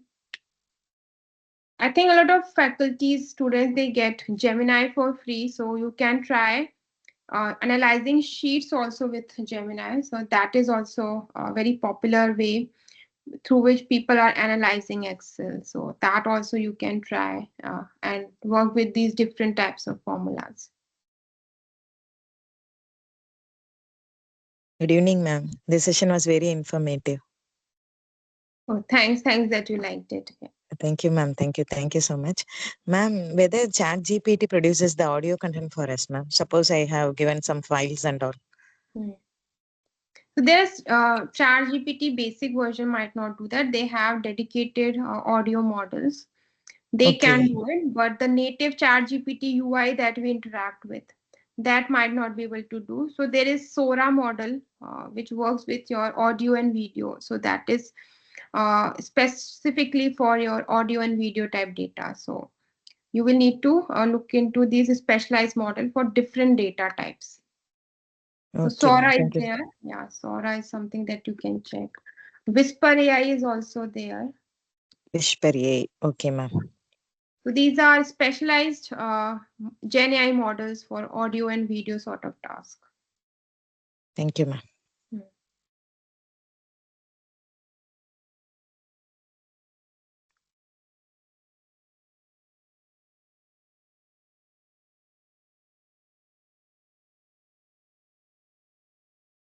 Anyone has any other question?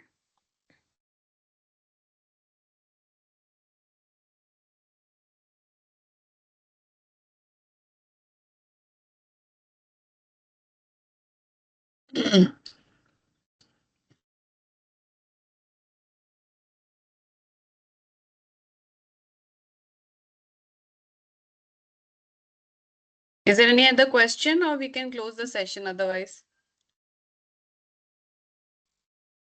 Any questions?